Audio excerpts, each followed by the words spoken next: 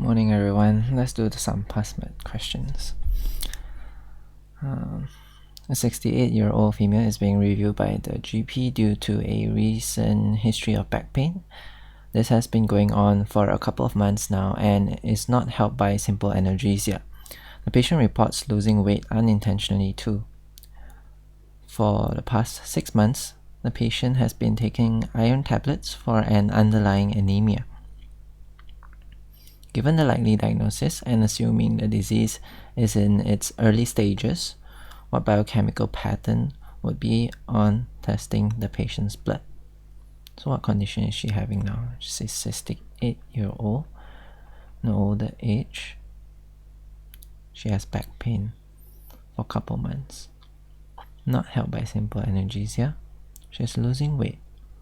Whenever you see losing weight, you need to think of malignancy.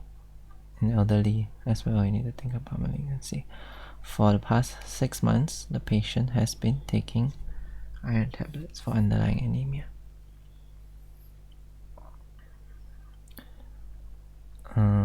Malignancy that can cause back pain, probably a bone metastasis or multiple myeloma.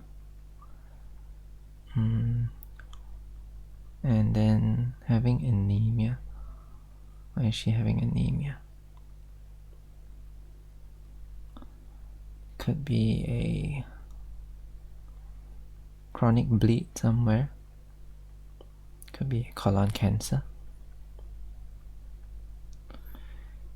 Let's spread to the bone. Can multiple myeloma cause anemia? Can it? Remember the mnemonic crab. C for calcium, R for renal, is it? A for anemia, B for bone. Is that true? Let's look at the Khan Academy video later.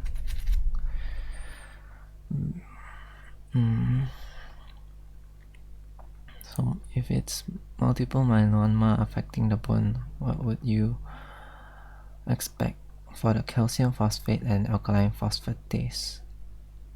I think alkaline phosphatase will be raised, calcium will be raised, phosphate will be raised as well. Let's look for that. No, there's no available raised phosphate. So phosphate is either normal or low. What would that be?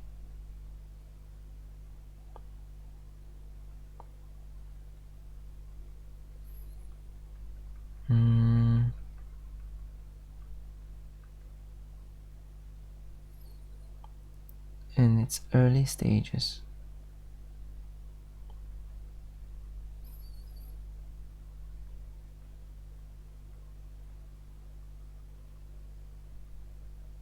Could it be osteoporosis in this case? Less likely being because there was weight loss. We need to think of malignancy first. But osteoporosis and cross fracture causing back pain is quite common as well, I think.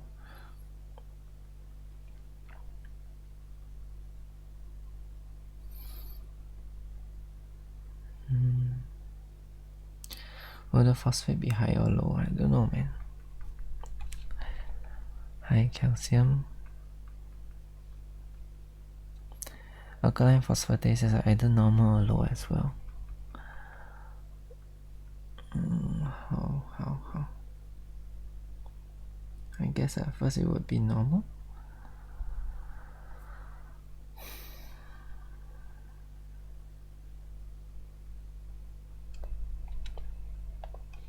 Let's try that. Oh, it's correct. Let's see why. Myeloma without metastasis is characterized by high calcium, normal or high phosphate, and normal alkaline phosphatase. Without metastasis. Oh, okay. The most likely underlying diagnosis is myeloma. Myeloma typically presents with CRAB features, C-R-A-B. C for elevated calcium, R for renal failure, A for anemia, B for bone pain. The stem states this lady is in the early stages of the disease, therefore it is unlikely there are any bone metastases. In the early stages of the disease, the most likely biochemical pattern to see in myeloma is raised calcium, normal or high phosphate, and normal alkaline phosphatase. Alkaline phosphatase is usually only elevated in metastatic disease. See what's multiple myeloma is a neoplasm of the bone marrow, plasma cells. The peak incidence in patients aged 60 to 70 years.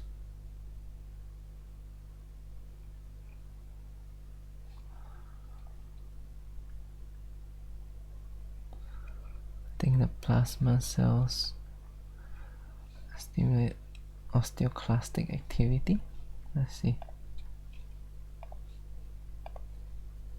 Alright, so let's talk about multiple myeloma. And I'd like to start by introducing you to Babs.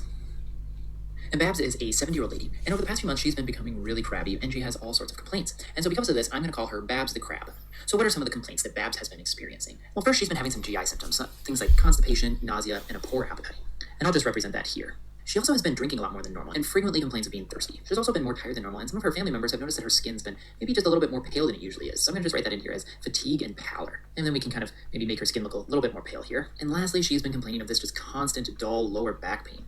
Now, although each one of Babs' complaints here are in themselves fairly non-specific and vague, when you take them as a whole, they're actually fairly telling, and an astute medical provider would likely be concerned that she may have multiple myeloma. Now, before I talk about why these symptoms here are consistent with multiple myeloma, let's first just answer the question, what is multiple myeloma? And multiple myeloma is a malignancy or a cancer of plasma cells. And I'm going to just also star this here, because it's very important. Well, what are plasma cells? Well, plasma cells are a type of blood cell that produce antibodies, and antibodies are part of the immune system. They help our bodies fight infection. And there are four major mechanisms of multiple myeloma that I want to address here. And this first mechanism is a monoclonal production of immunoglobulins or antibodies.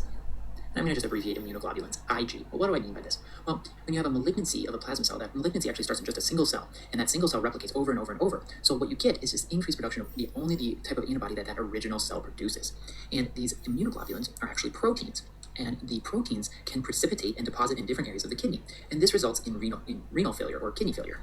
The next mechanism is an increased bone turnover. So these malignant plasma cells release certain factors into the blood that affect the bone, and they cause the bone to turn over, to break down in a sense.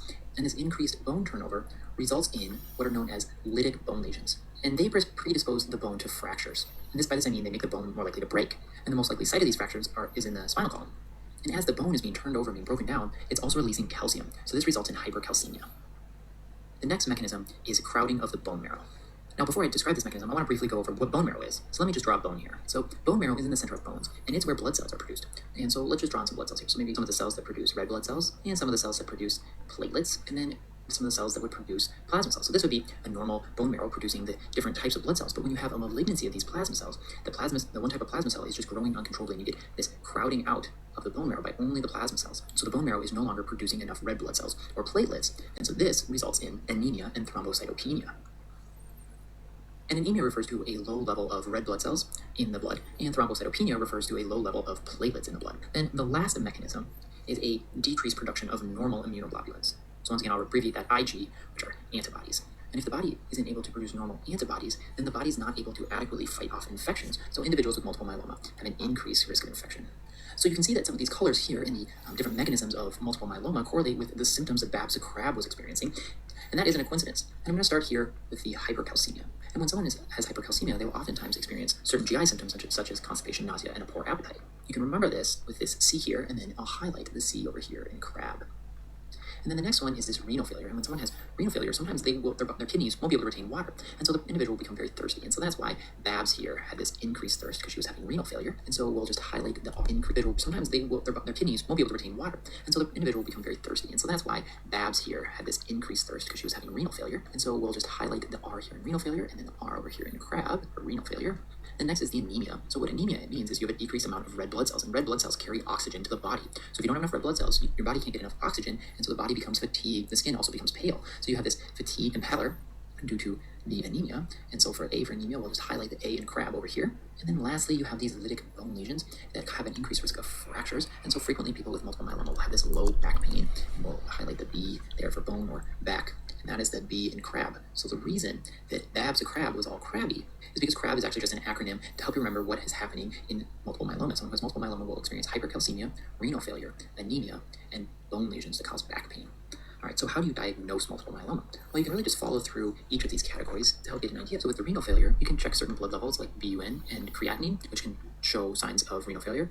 And then you can also do a test called an electrophoresis. And what this is a special test that detects this monoclonal production of IgG, and it can be done on either the serum or the urine, and the result it has is known as an M spike. And this is a little bit confusing, and I don't want to get into all the nitty-gritty details of it, but just remember that electrophoresis will detect this monoclonal production of Ig. And then for the lytic bone lesions, to diagnose that, you can do a bone scan. Hypercalcemia is just detected in the blood. For the anemia and thrombocytopenia, diagnosis can be through a complete blood count, which will show a decreased red blood cell count and decreased platelet count, or you can see this crowding of the bone marrow on a bone marrow biopsy. So these are the tests that you would do to diagnose multiple myeloma. And I'm going to just briefly address the treatment of multiple myeloma. Now, like many areas of cancer treatment, the specific methods for treating multiple myeloma rapidly change. So I'm not going to address any specific medications that are used, but kind of just talk about a general approach to treating multiple myeloma. And there's two general approaches. The first approach is to treat the symptoms of the disease and cause disease regression. And this is accomplished through different medicines as well as chemotherapy. And then the other approach for treatment of multiple myeloma is curative. And this is achieved through a bone marrow transplant. I'll just abbreviate that BMT. And so obviously when you have a cancer, the goal is to cure the individual. However, bone marrow transplants can be very hard in people. And since multiple myeloma, like in Babs here, is most common in the elderly, with a median age right around 70 years old, oftentimes bone marrow transplants aren't able to be performed because the patient just would not handle the treatment very well. And so the mainstay of treatment are certain medications as well as chemotherapy. So just remember that multiple myeloma is a malignancy or a cancer of plasma cells. And the CRAB is an acronym for the effects of multiple myeloma, with C representing hypercalcemia, R for renal failure, A for anemia, and B for the lytic bone lesions and low back pain.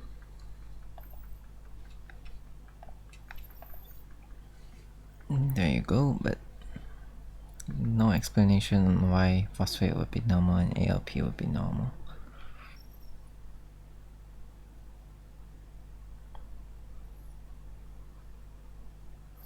Anyway, this probably wouldn't come out in exams because it's a bit too detailed on early blood results of multiple myeloma. So let's not dwell too much into it. Right.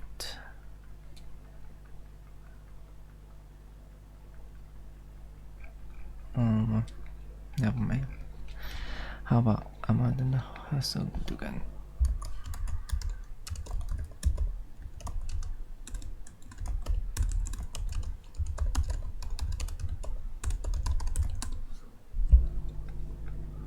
I think he goes into a lot of detail.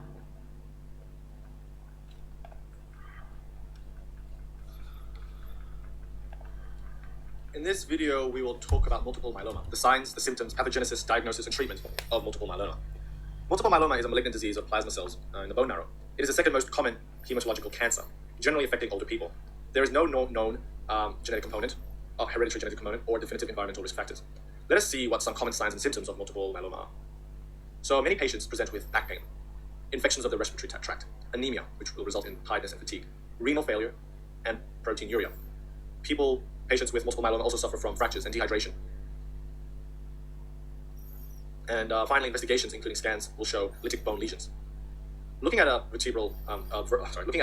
vertebrae and bone marrow, we find that bone will suffer from lytic bone lesions. The vertebrae is also a site for hematopoiesis, the production of cells for the blood, which arises from hemopoietic stem cells. So if we're to zoom into the bone marrow, here we have a hemopoietic stem cell within the bone marrow. Normally, the hematopoietic stem cell will eventually make B cells and then plasma cells, which will the plasma cells will eventually reside in the bone marrow. Normally, the bone marrow contains less than 5% plasma cells, which are the long-lived plasma cells, and these guys secrete antibodies. Remember, plasma cells secrete antibodies to help fight against infection. The antibodies secreted are normal, consisting of light and heavy chains. Now, in multiple myeloma, the hematopoietic stem cell shifts production mainly to produce more B cells and then finally plasma cells. Thus, in the bone marrow, we end up with more than 10% plasma cells occupying the bone marrow. And now these plasma cells, they secrete abnormal antibodies. 75% of multiple myeloma cases, the antibodies are abnormally produced in high amounts. And plasma cells also produce just light chains. So they produce abnormal antibodies and they produce light chains only. And these light chains only that are being produced are called the paraproteins. The main antibodies produced or that are found associated with multiple myeloma are high amounts of IgG and IgA. Let us now look at the pathophysiology and the interaction that occurs between these abnormally high amounts of plasma cells with other cells in the bone. Firstly, we just need to recap some cells found in the bone and bone marrow. So the bone contains a number of cells. Osteoblasts are cells that build bone. Osteoclasts are cells that break down bone. And then we have things called bone marrow stromal cells, which regulate hematopoiesis.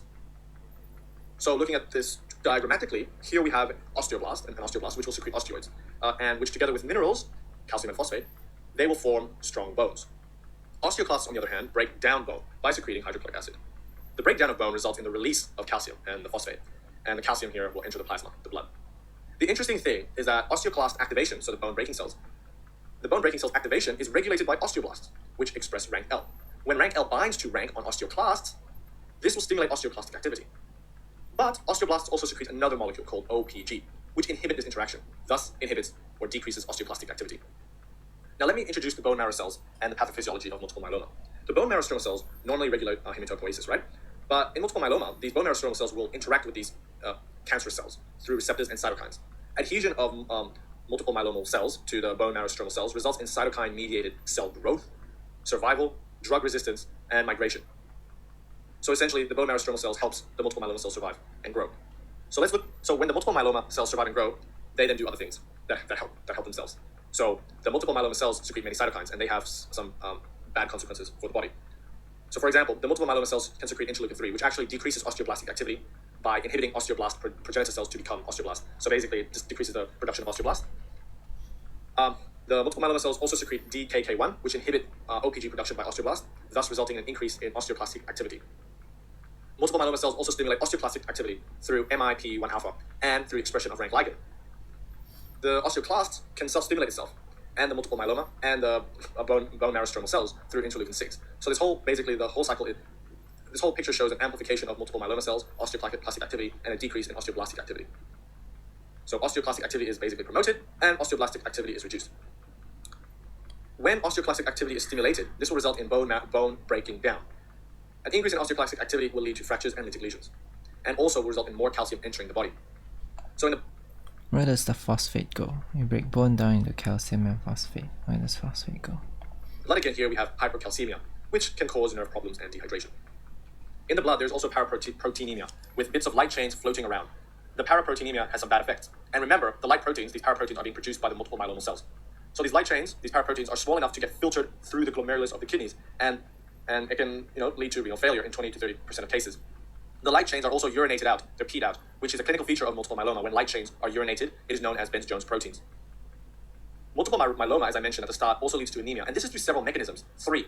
The first is that there is a shift of hematopoietic stem cells from myeloid progenitor to lymphoid progenitor to make more plasma cells.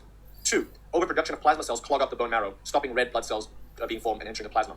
3. There's also the kidney failure, failing kidney, which results in decreased erythropoiesis, erythropoietin production, and so decrease in red blood cell production. There are many investigations that can be performed in multiple myeloma to sort of rule out other problems and to confirm that it's multiple myeloma. And these investigations include blood and urine tests. In the blood test, we can detect anemia as a result of abnormal red blood cell level. We can see an increase in paraproteins, paraproteinemia, a decrease in normal antibodies. We see hypercalcemia as a result of increased breakdown of bone. We see increase in urea and nitrogenous bases as a result of renal failure, as well as an increase in creatinine, which is a measure of renal competency, I guess. Urine tests show urinary Benz-Jones proteins, which are the light chains that are peed out, remember. And then bone investigations include bone aspiration, bone marrow biopsy, which can show more than 10% plasma proteins in the bone marrow. X-rays can show osteoporosis, and CT scans can show lesions of the bone and soft tissue. So those are the investigations we can perform in multiple myeloma. The actual diagnosis of multiple myeloma is 1. The presence of monoclonal plasma cells in the bone marrow, 10% or greater. So this is through bone biopsy. 2. The presence of monoclonal antibodies, or the paraproteins in serum or in urine. And 3. One or more of the following. So I have an acronym HRAL, or some people use CRAB, same thing. So I use HRAL. H is for hypercalcemia, R is for renal failure, A is for anemia, and L is for lytic bone lesions. So that's how you diagnose it. And to treat multiple myeloma, chemotherapy and radiotherapy of the vertebral bodies, or wherever the plasma cells are located.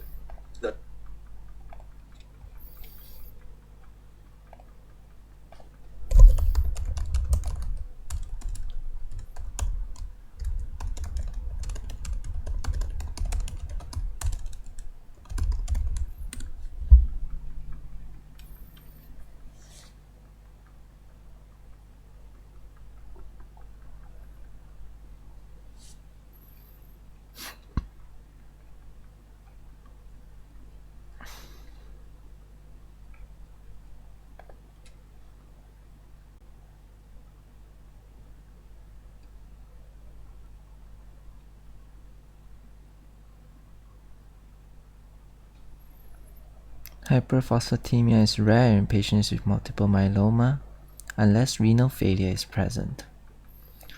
Oh, okay. So usually calcium and phosphate. Okay, osteoclastic activity increases. It breaks down your bone, which is calcium phosphate, into calcium and phosphate ions. Calcium ions remain in your blood, but phosphate ions is secreted by your kidneys. When renal failure occurs, your kidney cannot secrete it anymore, and hence you have hyperphosphatemia. I think Osmosis has a nice video on hyperphosphatemia.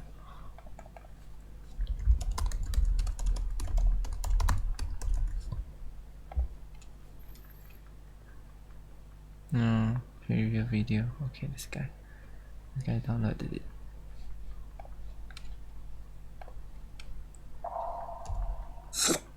With hyperphosphatemia, hyper means over, phosphat refers to phosphate, and emia refers to the blood. So hyperphosphatemia means having high phosphate levels in the blood, typically above 4.5 milligrams per deciliter. Now, phosphate is made up of one central phosphorus atom, surrounded by 4 oxygen atoms in a tetrahedral arrangement, kind of like a mini pyramid, and has a charge of -3 and is written PO4 3-. In the body, about 85% of the phosphate is stored in the bones, where it combines with calcium to make a tough compound called hydroxyapatite, which is the stuff that makes bones hard. Of the remaining phosphate, a tiny amount is extracellular, or outside the cells.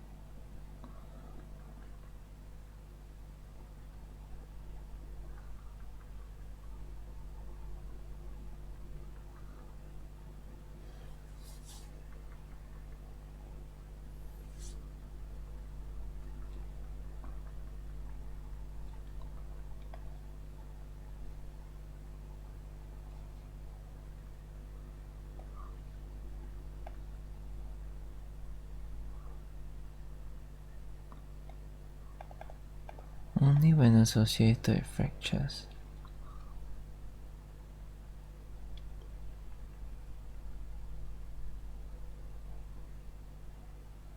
How is ALP released actually? I know it's released in bone metastasis. Now I know it's released in fractures.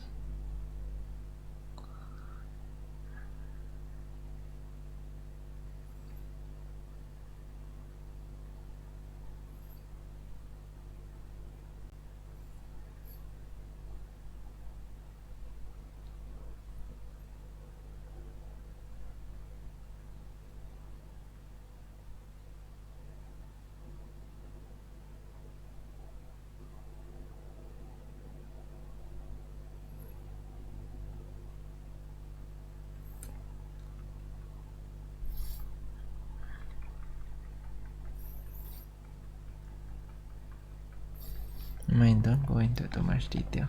Next question. Theme is hypercalcemia. Select the most likely cause of hypercalcemia for the following scenarios. Each option may be used once, more than once, or not at all. A 56-year-old woman presents with fatigue and generalized bone pains. She has a history of hypertension and hypercholesterolemia. Her current medications are amlodipine and atorvastatin. She is an ex-smoker. Her blood results shows high calcium, low phosphate,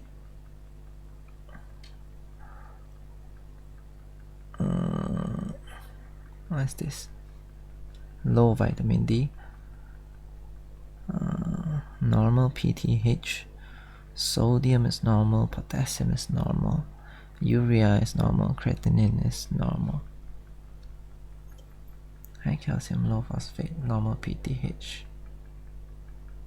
low vitamin D. Low vitamin D. Vitamin D is important for calcium reabsorption. Just fatigue and generalized bone pain.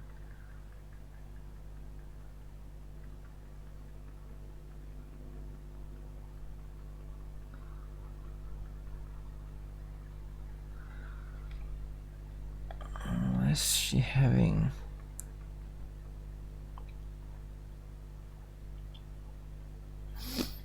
Difficult.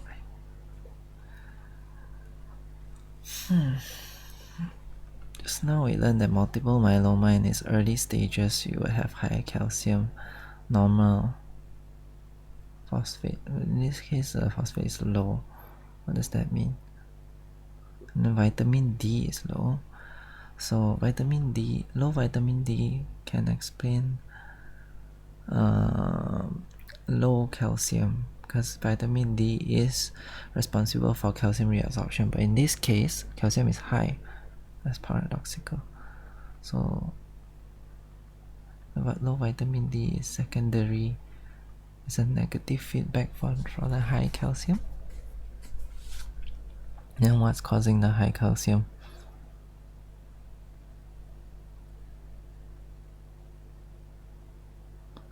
Definitely vitamin D toxicity is out. Vitamin D is low. Addison's disease, lack of cortisol, right? Why would that change calcium levels? Bony metastasis can change calcium levels, however phosphate levels will increase as well. In this case phosphate is low, so that's less likely. Lung cancer,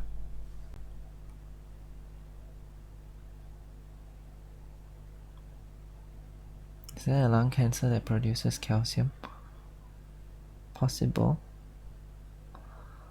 Multiple myeloma, we learned just now that they can have, oh man, if I don't go into detail I just need to memorize.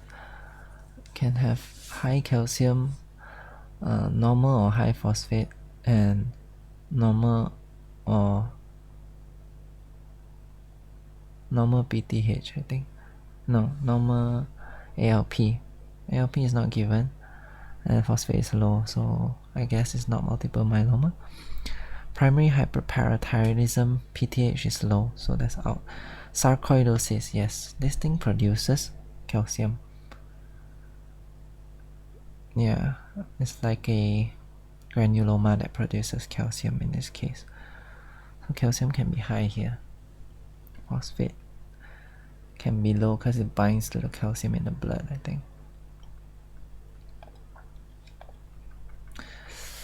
A 74-year-old woman presents with a 6-month history of worsening confusion, unintentional weight loss, and low back pain. She has hypothyroidism, for which she takes levothyroxine.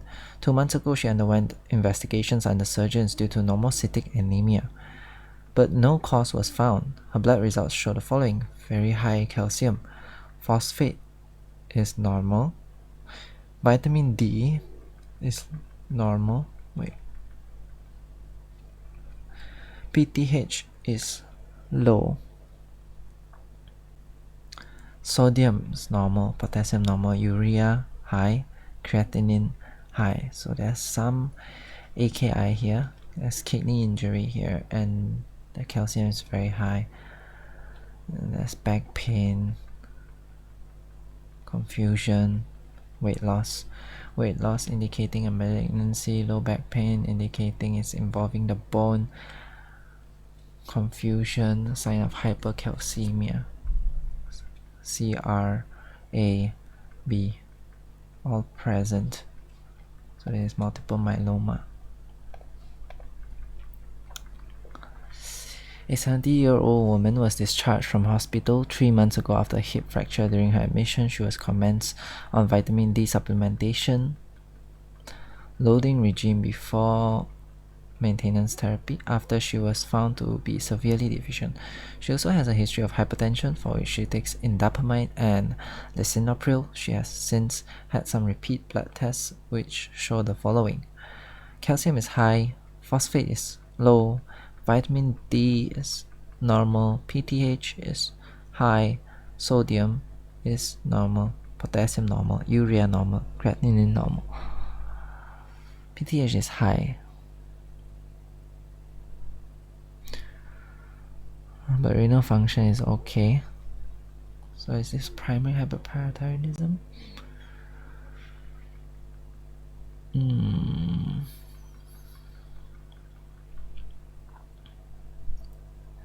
Shows comments of vitamin D supplementation.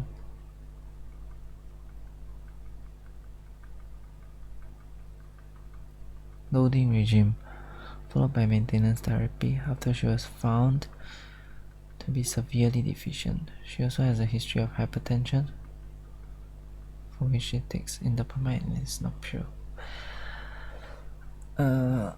She was given a loading dose of vitamin D, so it could be vitamin D toxicity, but over here it says the levels are not high, so that kind of rules that out, I guess. And PTH is high, but not very high.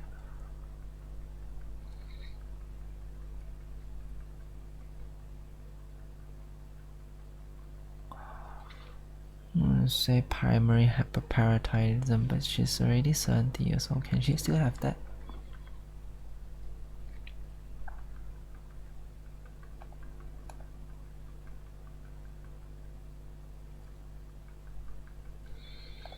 Let's see. Well, the first one here is primary hyperparathyroidism. Really? But PTH is normal. This is a typical biochemical pattern for primary hyperparathyroidism. Excessive autonomous secretion of parathyroid hormone from the parathyroid gland results in a usually mild hypercalcemia and low serum phosphate. PTH levels are raised or inappropriately normal in primary hyperparathyroidism, the latter being the case here. Why is it inappropriately normal again? PTH. Release PTH.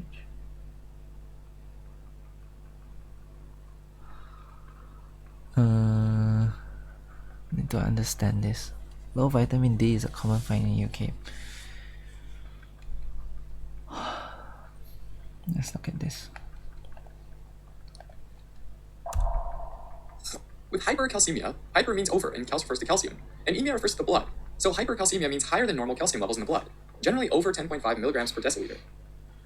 Now, calcium exists as an ion with a double positive charge, Ca2+, and it's the most abundant metal in the human body. So I know what you're thinking. Yeah, we're all pretty much cyborgs. Anyways, about 99% of that calcium is in our bones in the form of calcium phosphate, also called hydroxyapatite. The last 1% is split so that the majority, about 0.99%, is extracellular, which means in the blood and in the interstitial space between cells, whereas 0.01% is intracellular, or inside cells. High levels of intracellular calcium causes cells to die. In fact, that's exactly what happens during apoptosis, also known as programmed cell death. For that reason, cells end up using a ton of energy just to keep their intracellular calcium levels low. Now, calcium gets into the cell through two types of channels, or cell doors, within the cell membrane. The first type are ligand-gated channels, which are what most cells use to let calcium in, and are primarily controlled by hormones or neurotransmitters. The second type are voltage-gated channels, which are mostly found in muscle and nerve cells and are primarily controlled by changes in the electrical membrane potential. So calcium flows in through these channels, and to prevent calcium levels from getting too high, cells kick excess calcium right back out with ATP-dependent calcium pumps, as well as sodium-calcium exchangers. In addition, most of the intracellular calcium is stored within organelles like the mitochondria and the smooth endoplasmic reticulum, and is released selectively just when it's needed. Now, the majority of the extracellular calcium, the calcium in the blood and the interstitium, is split almost equally between two groups, calcium that's diffusible and calcium that's not diffusible. Diffusible calcium is separated into two subcategories. Free ionized calcium, which is involved in all sorts of cellular processes like neuronal action potentials, contraction of skeletal, smooth, and cardiac muscle, hormone secretion, and blood coagulation, all of which are tightly regulated by enzymes and hormones. The other category is complex calcium, which is where the positively charged calcium is ionically linked to tiny negatively charged molecules, like oxalate, which is a small anion that's normally found in our blood in small amounts. The complex calcium forms a molecule that's electrically neutral, but unlike free ionized calcium, it's not useful for cellular processes. Both of these are called diffusible because they're small enough to diffuse across cell membranes. Finally, though, there's non-diffusible calcium, which is found in negatively charged proteins like albumin, and the resulting protein-calcium complex is too large and charged to cross membranes, leaving this calcium also uninvolved in cellular processes. When the body's levels of extracellular calcium change, it's detected by a surface receptor in parathyroid cells called the calcium sensing receptor. This affects the amount of parathyroid hormone that gets released by the parathyroid gland. The parathyroid hormone gets the bones to release calcium and gets the kidneys to reabsorb more calcium so it's not lost in the urine, as well as synthesize calcitriol, also known as active vitamin D. Active vitamin D then goes on to cause the gastrointestinal tract to increase calcium absorption. Altogether, these effects help to keep the extracellular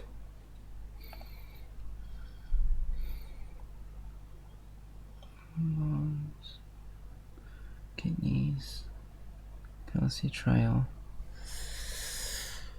Oh my.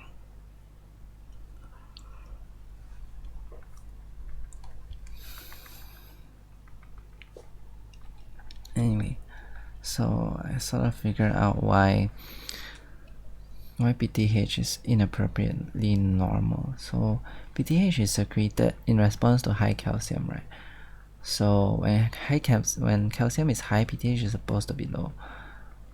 When there is primary hyperparathyroidism, the parathyroid cells secrete too much PTH, and that raises calcium, and the calcium should actually make the PTH low, but in this case the PTH is still normal, so it's inappropriately normal. It's supposed to be low when your calcium is high.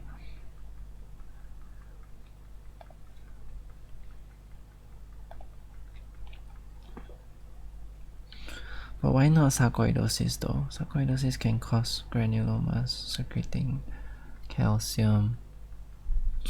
It wouldn't explain the low phosphate, I guess. Yeah. You see, low phosphate should be hyperphosphatemia. Low phosphate should be parathyroid hormone. I think the rest of the video you might be able to get some explanation on why phosphate is low.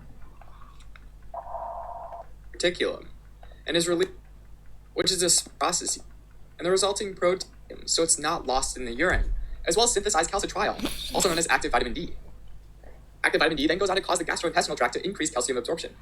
Altogether, these effects help to keep the extracellular levels of calcium within a very narrow range, between 8.5 to 10 milligrams per deciliter. Sometimes, though, total calcium levels in the blood, which includes diffusible and non-diffusible, can vary a bit, depending on the blood's pH and protein levels.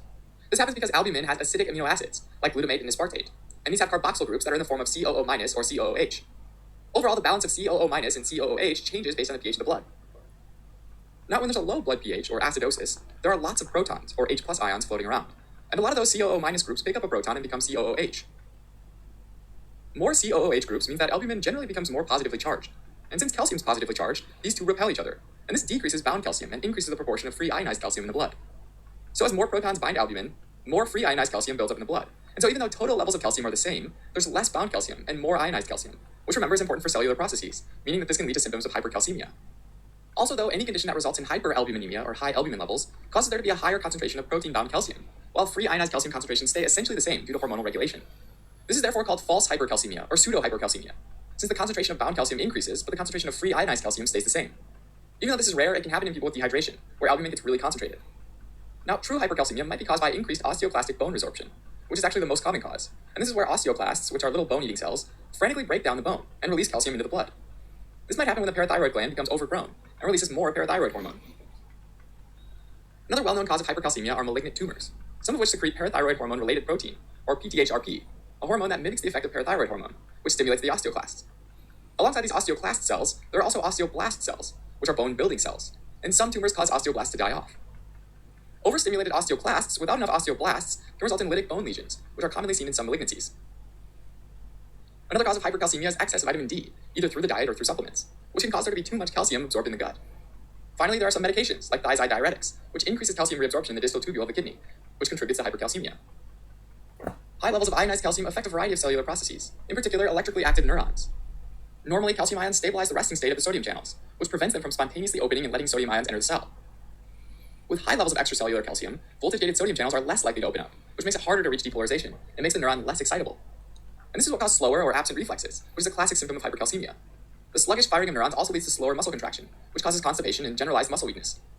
In the central nervous system, hypercalcemia causes confusion, hallucinations, and stupor. In most cases, when there's too much calcium in the blood, the kidneys try to dump it into the urine, causing hypercalciuria, or excess calcium in the urine. Hypercalciuria leads to a loss of excess fluid in the kidneys, causing an individual to get dehydrated. And the combination of hypercalciuria and dehydration can lead to calcium oxalate kidney stones. Hypercalcemia is diagnosed based on high levels of calcium in the blood, generally above 10.5 milligrams per deciliter. An electrocardiogram might show changes like bradycardia, AV block, shortening of the QT interval, and sometimes in the precordial leads the appearance of an Osborn wave. To identify the cause, lab tests are typically done, looking at parathyroid hormone, vitamin D, albumin, phosphorus, and magnesium levels. In hypercalcemia, the main goal is to lower calcium levels using medications that reduce calcium in the blood. One approach is to increase urinary excretion of calcium, which can be done by rehydrating an individual, which causes more calcium to get filtered out. In addition, loop diuretics can be helpful because they inhibit calcium reabsorption in the loop of Henle, leaving calcium in the lumen of the nephron to get excreted. Another approach is to increase gastrointestinal excretion by using glucocorticoids to decrease intestinal calcium absorption, which allows it to instead simply pass through the gut without getting absorbed. Finally, you can prevent bone resorption by using biphosphonates, or calcitonin, to inhibit osteoclasts. Alright, as a quick recap, hypercalcemia describes a high concentration of free ionized calcium in the blood, which most commonly results from excess parathyroid hormone, as well as malignancies. High calcium levels cause excitable cells to be less excitable, which results in slow reflexes, muscle weakness, and constipation.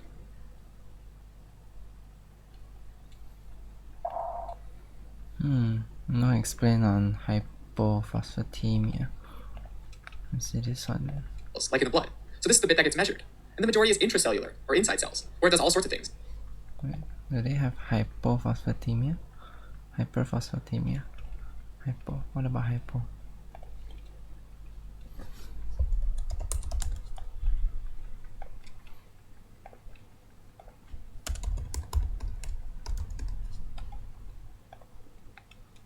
Yeah, I don't know hypo.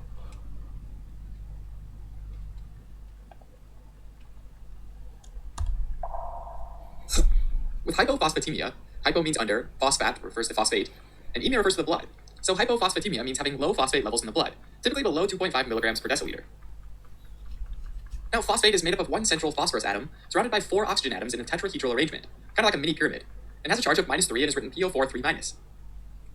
In the body, about 85% of the phosphate is stored in the bones, where it combines with calcium to make a tough compound called hydroxyapatite, which is the stuff that makes bones hard. Of the remaining phosphate, a tiny amount is extracellular, or outside the cells, like in the blood. So this is the bit that gets measured. And the majority is intracellular, or inside cells, where it does all sorts of things. It's responsible for phosphorylation, where it binds to fats and proteins. It forms the high-energy bonds of adenosine triphosphate, or ATP, which is the most common energy currency in the cell. It's part of the DNA and RNA backbone that links individual nucleotides together. And it's also part of cellular signaling molecules like cyclic adenosine monophosphate, or CAMP. The bottom line is that phosphate's really important. Now, because most of phosphate's locked up with calcium in the bones, the levels of phosphate are heavily tied with the levels of ionized calcium in the body. If calcium levels fall, the 4 parathyroid glands buried within the thyroid gland release parathyroid hormone, which frees up both calcium and phosphate ions from the bones. It does this by stimulating osteoclasts, the cells that break down bone, to release hydrogen ions, which dissolves the hard, mineralized hydroxyapatite.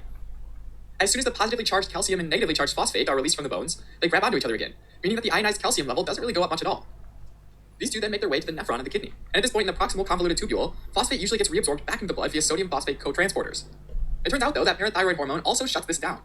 So this means that phosphate's left in the lumen and eventually gets sent out in the urine. Now, that calcium's still in the lumen, but parathyroid hormone also affects the distal convoluted tubule and increases calcium reabsorption. So when the dust settles, as a result of parathyroid hormone, phosphate's lost in the urine while ionized calcium is kept in the blood. So ionized calcium levels rise and phosphate levels fall. With all this in mind, hypophosphatemia can develop in a few ways.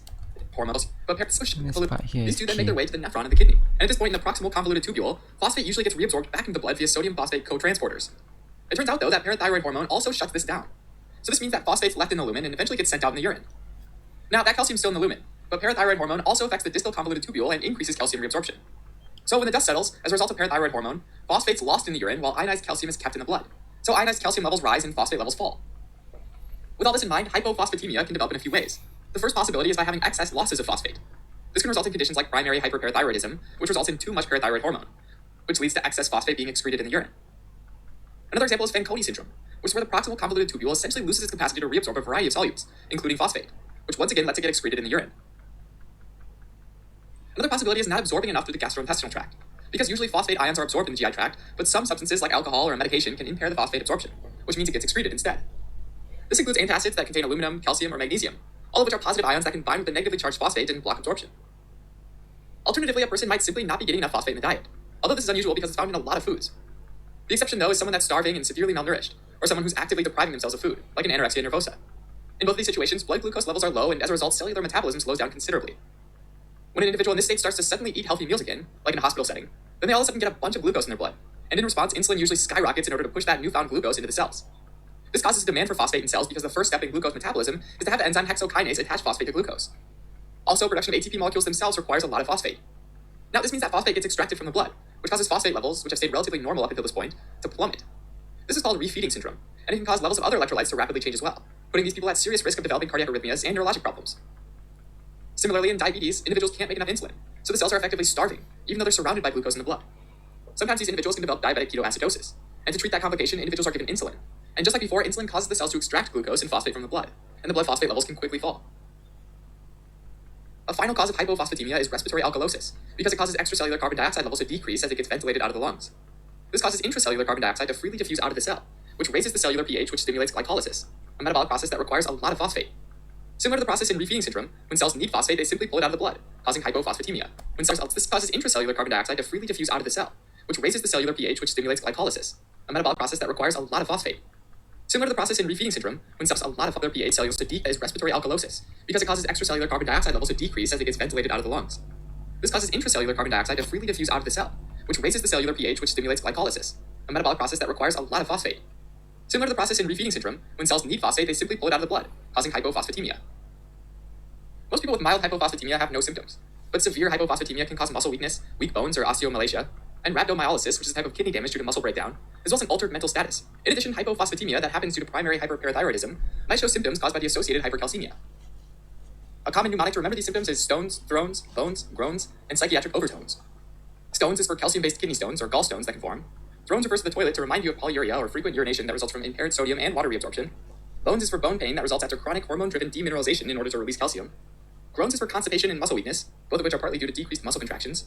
And finally, psychiatric overtones refers to symptoms like depressed mood and confusion. Diagnosis of hypophosphatemia is based on the phosphate levels being below 2 or free stones. Over symptoms is stones, thrones, bones, groans, and psychiatric overtones. Stones is for calcium-based kidney stones or gallstones that can form. Thrones refers to the toilet to remind you of polyuria or frequent urination that results from impaired sodium and water reabsorption. Bones is for bone pain that results after chronic hormone-driven demineralization in order to release calcium. Groans is for constipation and muscle weakness, both of which are partly due to decreased muscle contractions. And finally, psychiatric overtones refers to symptoms like depressed mood and confusion. Diagnosis of hypophosphatemia is based on the phosphate levels being below 2.5 milligrams per deciliter, and treatment involves giving intravenous or oral phosphate and close monitoring of the blood levels. In cases of malnutrition, it's important to gradually increase caloric intake and supplements over several days to avoid refeeding syndrome. Alright, as a quick recap, hypophosphatemia describes a blood phosphate level below 2.5 milligrams per deciliter, which can result from increased excretion, decreased absorption and intake, or a shift of phosphate from the bloodstream to the inside of cells. Regardless of the cause, the treatment is typically a slow increase in phosphate levels to bring them back to normal again. What's up, guys? Thanks for watching. Symptoms of hypercalcemia: stones, thrones, bones, groans, and psychiatric overtones. Stones, renal, gallbladder stones, because of the high calcium. Thrones is polyuria, polydipsia. Bones is bone pain, because of the lytic bone lesions. Wait, bone pain? Is it bone pain?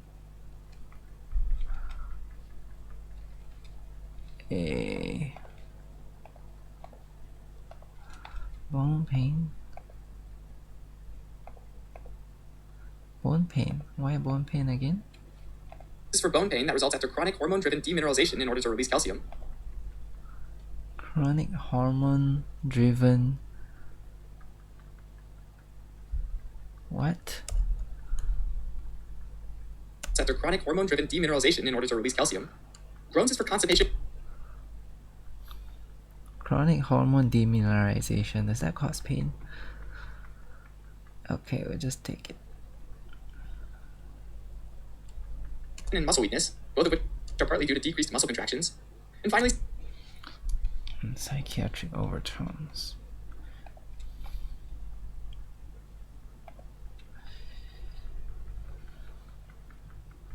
Anyway, phosphate is low because of parathyroid hormone.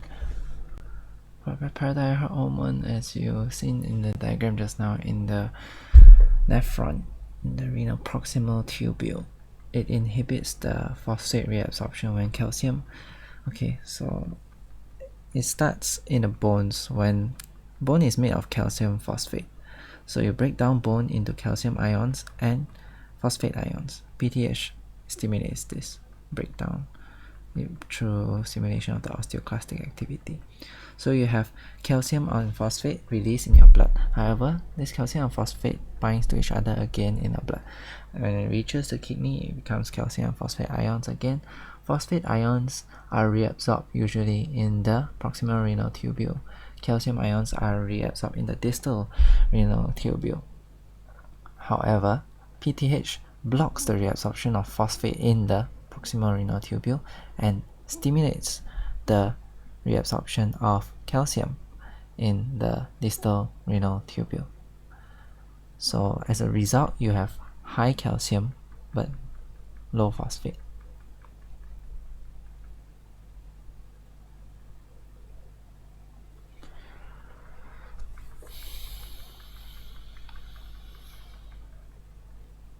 In sarcoidosis, where calcium is directly released, you wouldn't have low phosphate. Next question, multiple myeloma was correct. The this was the typical presentation of multiple myeloma. The concerning features of bone pain with weight loss and the history point towards a malignancy here. While lung cancer and bony metastasis are possible diagnoses, the combination of hypocalcemia, normocytic anemia, and renal failure is much more commonly seen in multiple myeloma. Hypocalcemia arises as a result of tumor-induced osteoclastic bone destruction.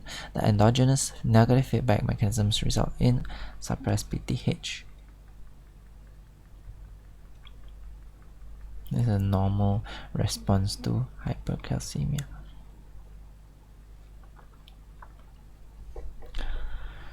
Is that why PTH is low or normal?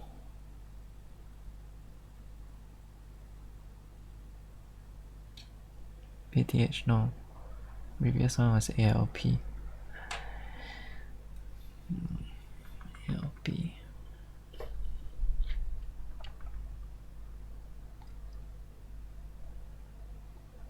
I think ALP only rises when there's like physical breakdown of the bone, like crowding of the bone marrow from cancer metastasis into the bone or fractures.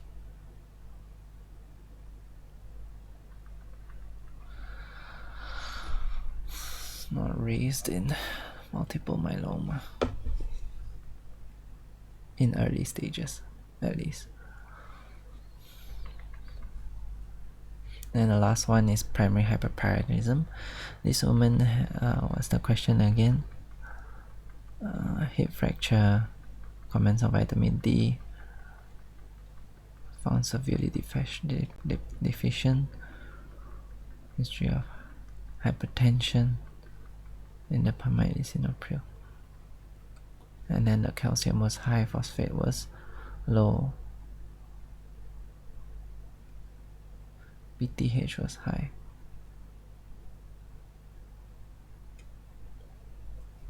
In this case, PTH is inappropriately normal. This woman has primary hyperparathyroidism that has been unmasked by vitamin D replacement. The mild hypercalcemia, low phosphate, and raised PTH point towards this. Hypercalcemia may previously not have been seen while she was severely vitamin D deficient. Once vitamin D is replaced, the increased intestinal absorption of calcium reveals the typical biochemical pattern. Of note, it is important to recognize that indapamide and other thiazide diuretics worsen hypocalcemia, and one should consider stopping this drug in this patient. Okay, next question. Oh, that was a long 4 questions. Took about 1 hour. Okay, a 50-year-old male presents with severe epigastric pain that radiates to the back. He has a background of alcoholism. On examination, the epigastrium is tender to palpation. This sounds like acute pancreatitis. There's also evidence of bruising at the flanks. Oh, this is the... what sign is this? Cullen sign and Gray-Turner sign. Gray-Turner sign is on the flanks. This Gray-Turner sign. Given the likely diagnosis, which of the following would be an indicator of a severe illness? So calcium normal value is 2.1 to 2.6. Calcium of 1.98 is a low calcium. When pancreatitis occurs,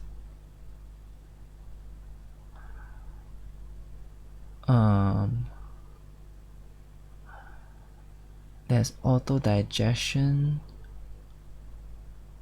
and then where does the saponification occur again? Calcium forms calcium salts with the fat surrounding the abdominal organs. Right, yeah, I think so. Fatty acids. Calcium binds with fatty acids, form calcium salts. So there will be low calcium. There is a sign of severe pancreatitis because the autodigestion is extensive enough to reach the how do you say, visceral fat. PaO2 of 8, normal PaO2 10 to 14, but I don't know if PaO2 is a indicator of severe illness. Well, it is severe because oxygen low is always bad. White cell count, more of an infection, and this is not very high as well. Urea is high, indicates renal damage, I guess.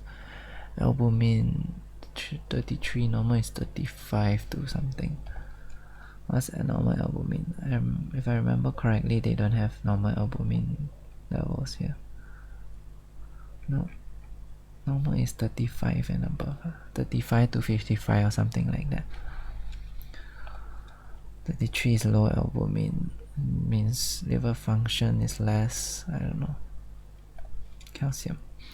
Whilst hypocalcemia can cause pancreatitis, hypocalcemia is an indicator of pancreatitis severity. This patient is presenting with acute pancreatitis as evidenced by his epigastric tenderness and bruising at the flanks, grey turnus sign. He also has a history of alcoholism, which points towards a potential cause for pancreatitis. The Glasgow score is used to identify cases of severe pancreatitis. Calcium is used as part of the scoring system, with hypocalcemia, calcium less than 2, being an indicator of severe pancreatitis. All of the other answers do not meet the criteria for severe pancreatitis by Glasgow score. Oh, so there's a threshold that I need to remember. PaO2 less than 7.9 is 8. What the heck? Okay. Age more than 55. Neutrophils has to be more than 15. There's only 14.8. Wow. Calcium less than 2. I just got it out of luck actually. White cell count is high. It's also indicator. PaO2 should be okay, less than 7.9. Renal function, as well. This one as well is just a numbers game. 15.7 versus 16. My goodness. Enzymes, albumin. Albumin is also a prognostic factor. Because liver is affected, it means it's serious lah. And sugar, because the beta cells can't produce insulin. Insulin is responsible for lowering your blood sugar. Your blood glucose more than 10 means severe pancreatitis. Okay. Wow, do I have to remember all these numbers? I hope not. PaO2 less than 7.9, age more than 55. Neutrophil more than 15, calcium less than 2. Renal function, urea more than 16. Albumin less than 32. Sugar more than 10.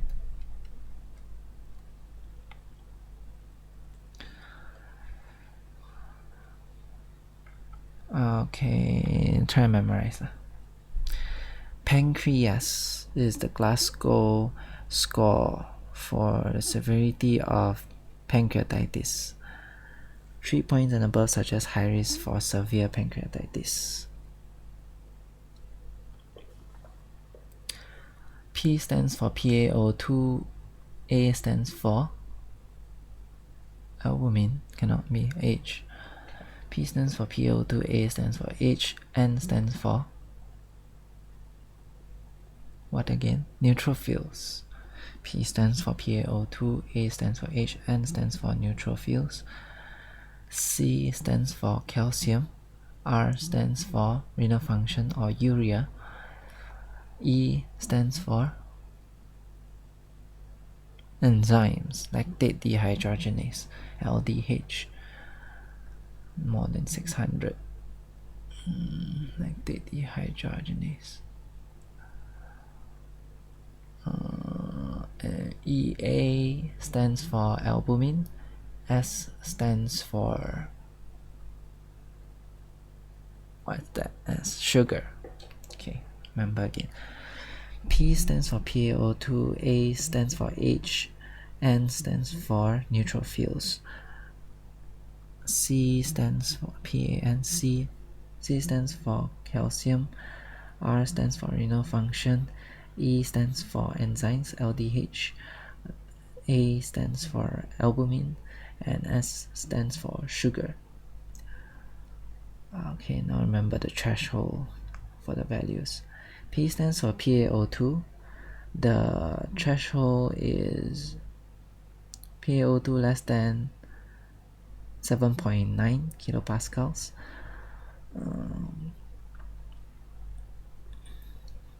A stands for H more than 55. N stands for neutrophils more than 15 or 16. More than 16, I think. N stands for neutrophils more than 16. C stands for calcium less than 2. R stands for renal function, urea more than 16. Then the previous number was 15, is it? Neutrophils more than 15. Renal function, urea more than 16. E stands for enzymes, LDH more than 600 in international units. A stands for albumin less than 32. S stands for sugar more than 10. Let's check if I'm correct. PaO2 less than 7.9, H more than 55, neutrophils more than 15, calcium less than 2, renal function, urea more than 16, E, LDH more than 600, albumin less than 32, sugar more than 10. Okay, I got it. Temporarily. Okay, next question. Which one of the following symptoms may indicate mania rather than hypomania? Mania rather than hypomania. So hypomania is like the less severe form of mania. Auditory hallucination is severe already lah. As criteria vary, the consistent difference between mania and hypomania is the presence of psychotic symptoms. For example, auditory hallucinations.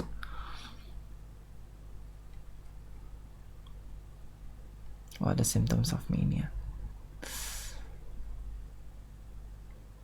Mania lasts for at least 7 days, causes severe functional impairment in social and work setting.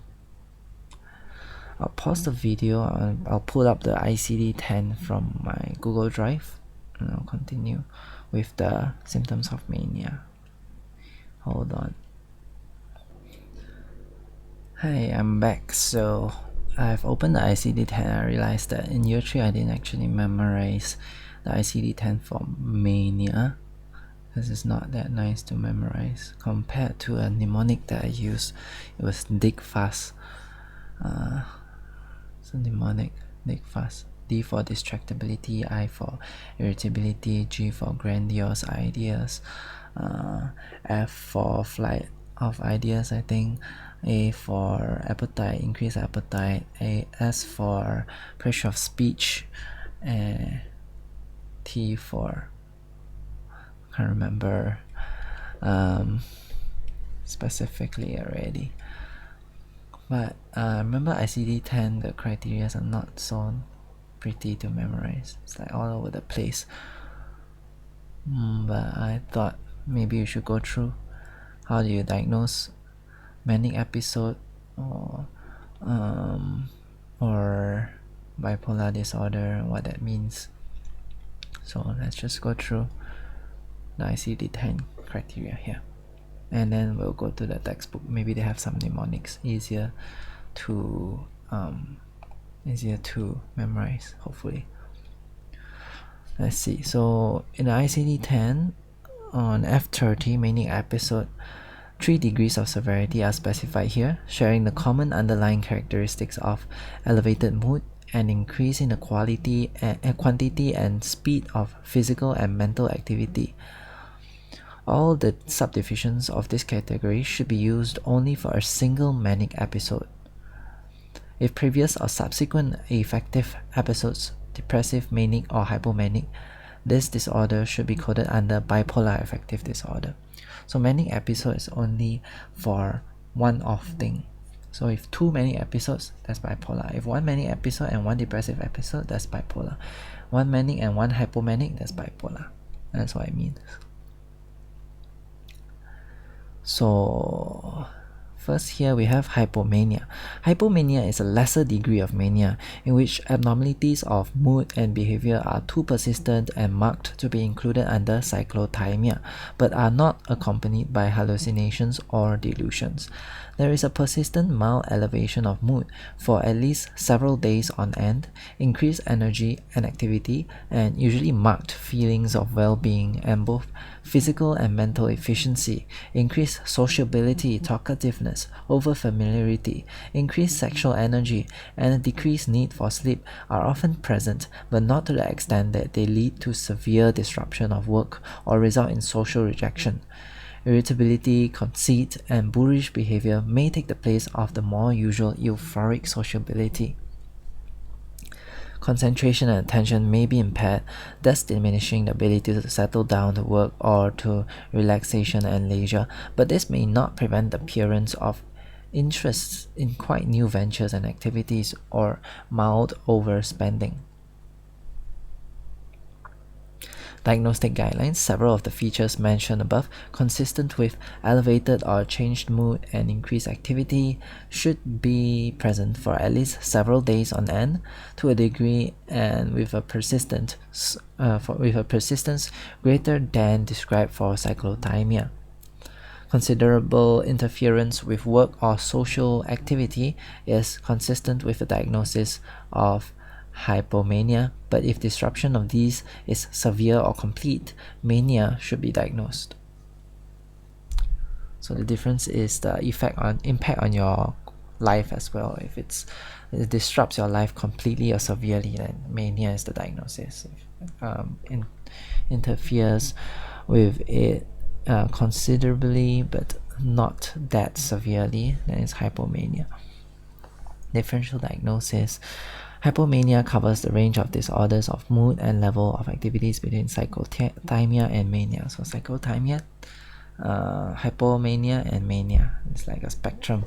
The increased activity and restlessness and often weight loss must be distinguished from the same symptoms occurring in hyperthyroidism and anorexia nervosa. Early states of agitated depression, particularly in the late middle age, may bear a superficial resemblance to hypomania in the irritable variety. Patients with severe obsessional symptoms may be active part of the night, completing their domestic cleaning rituals, but their effect will usually be opposite of that described here.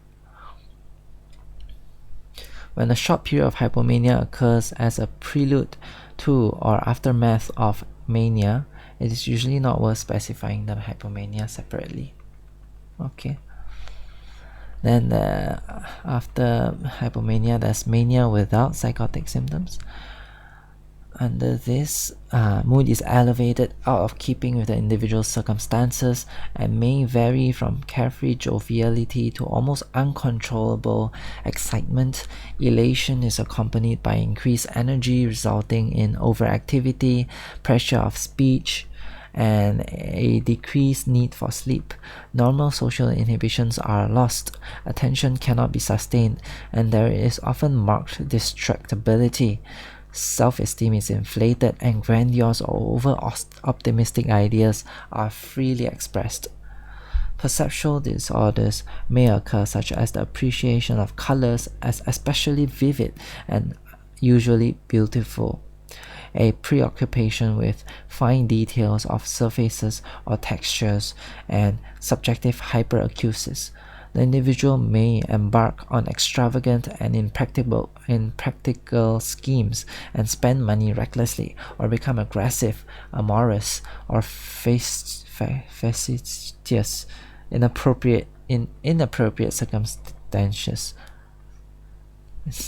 inappropriate circumstances. In some manic episodes, the mood is irritable and suspicious rather than elated. The first attack occurs most commonly between the ages of 15 and 30 years, but may occur at any age from late childhood to the 7th or 8th decade.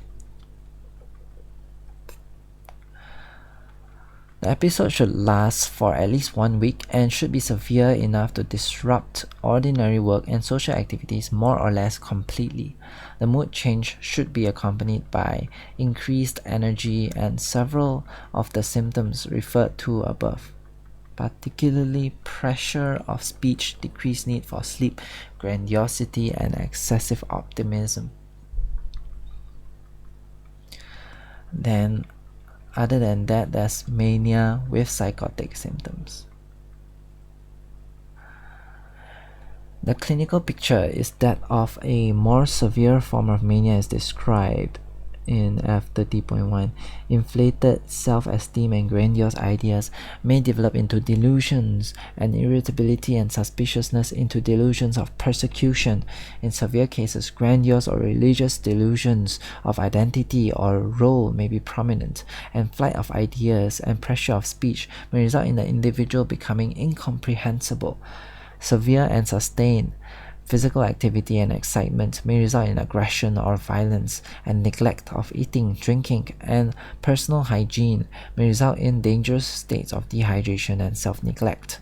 If required, delusions or hallucinations can be specified as congruent or incongruent with the mood.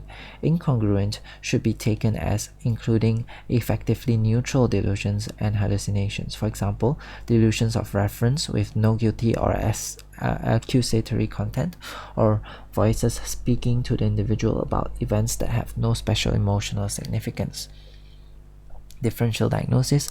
One of the commonest problems is differentiation of this disorder from schizophrenia, particularly if the stages of development through hypomania have been missed and the patient is seen only at the height of the illness, when widespread delusions, incomprehensible speech, and violent excitement may obscure the basic disturbance of affect.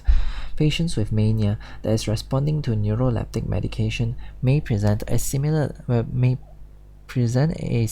diagnostic problem at the stage when they have returned to normal values of physical and mental activity, but still have delusions or hallucinations. Occasional hallucinations or delusions, as specified for schizophrenia, may also be classed as mood incongruent, but if these symptoms are prominent and persistent, the diagnosis of schizoaffective disorder is more likely to be appropriate.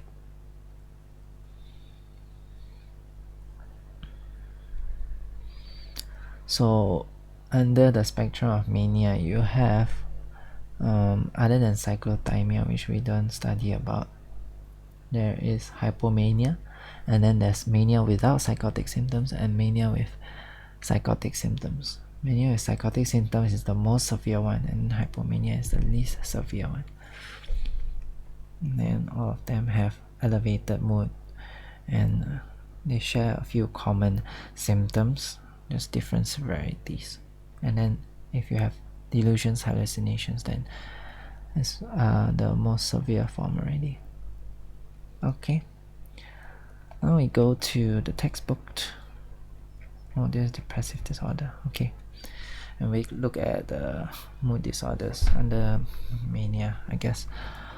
Okay, so overview of mood disorders. Definitions. Mood refers to a patient's sustained experience, emotional state over a period of time, and may be reported subjectively in the patient's own words or objectively as dysthymic, low, euthymic, normal, or elated, elevated. Affect refers to the transient flow of emotion in response to a particular stimulus. The assessment of mood and affect are described in the mental state examination. Fluctuations in mood are a normal part of human experience. It is only when a disturbance of mood is severe enough to cause impairment in the activities of daily living that it is considered a mood disorder. Mood disorder, otherwise known as an affective disorder, is any condition characterized by distorted, excessive, or inappropriate moods or emotions for a sustained period of time. Classification of affective disorders: manic episode, including hypomania, mania without psychotic symptoms, and mania with psychotic symptoms. Bipolar affective disorder: depressive episode, including mild, moderate, severe, and severe with psychotic symptoms. Recurrent depressive disorder: persistent mood disorders, cyclothymia, dysthymia.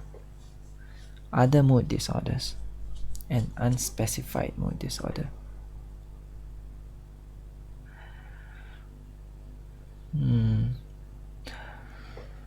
So I'll explain each of these one by one, but first I need to know how long does a depressive episode have to last to count. I think it's 2 weeks.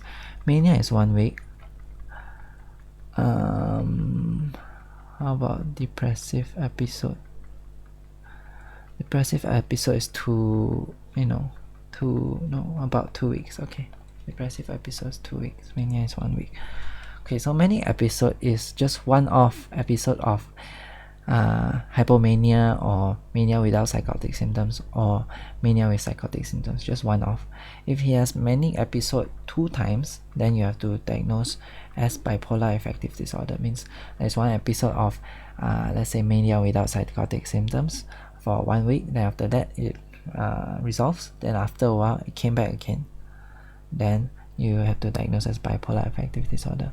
Or one episode of mania, one episode of hypomania, also under bipolar affective disorder. Or one episode of mania, one episode of depression, that's also under bipolar affective disorder. But mania is only last one, the threshold for diagnosis is only 1 week, and then for depression, threshold for diagnosis is the symptoms last more than 2 weeks.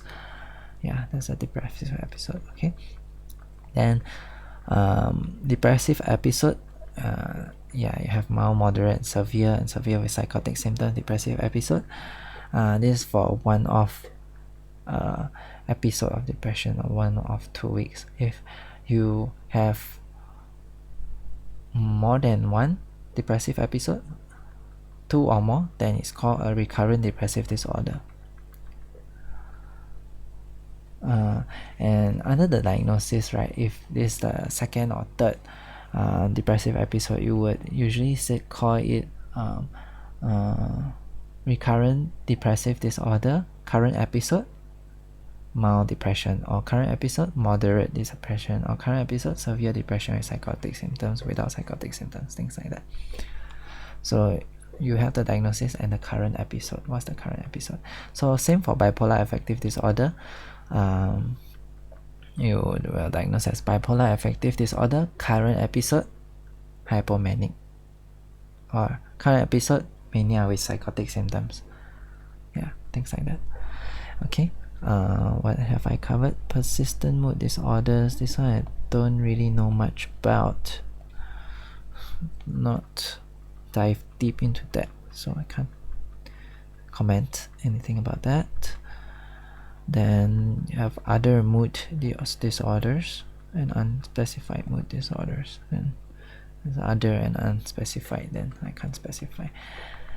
Okay, moving on down the text, you have classification of mood disorders.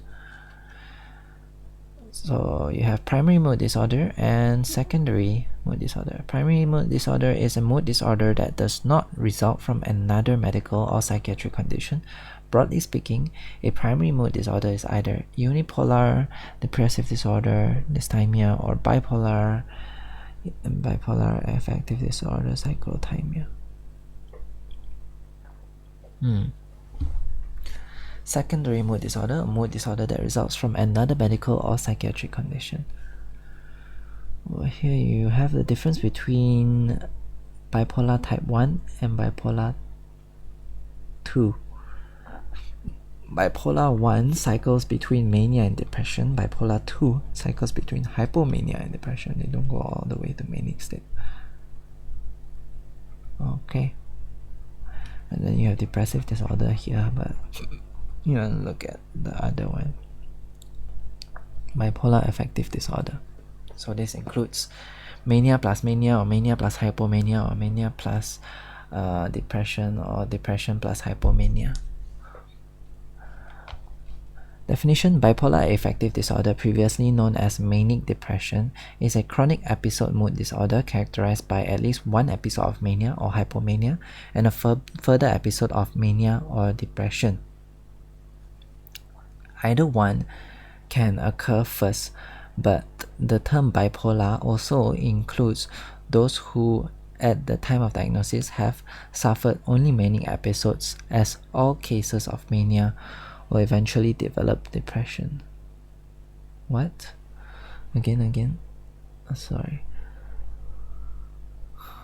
The chronic episodic mood disorder characterized by at least one episode of mania or hypomania and a further episode of mania or depression. Either one can occur first, but the term bipolar also includes those who, at the time of diagnosis, have suffered only manic episodes, as all cases of mania will eventually develop depression.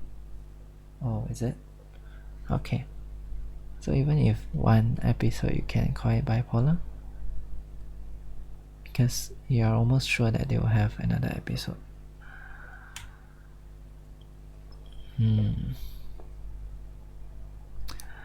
Pathophysiology or etiology. The cause of bipolar affective disorder, BPAD, involves the biological and environmental factors. You have a figure here showing biological and environmental factors.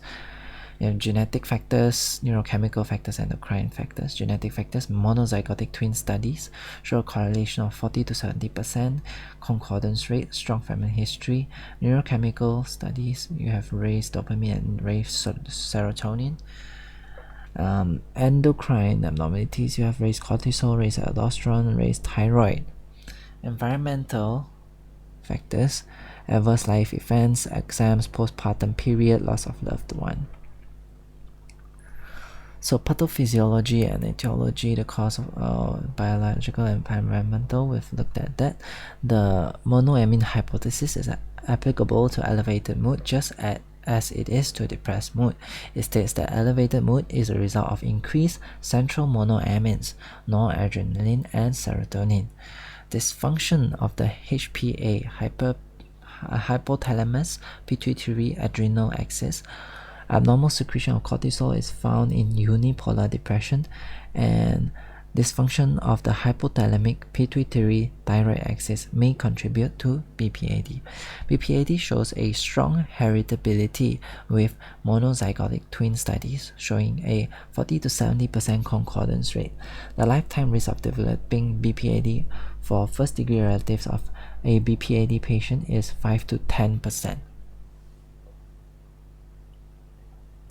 Stressful or significant life events may precipitate the onset of a first manic episode.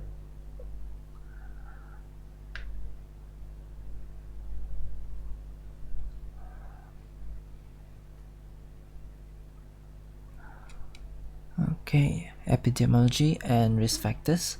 The lifetime risk of developing BPAD is 1 to 3%. The mean age of onset is 19 years of age. In the UK, the incidence of bipolar disorder is higher in black and other minority ethnic groups than in the white population. The male to female affected ratio is 1 to 1.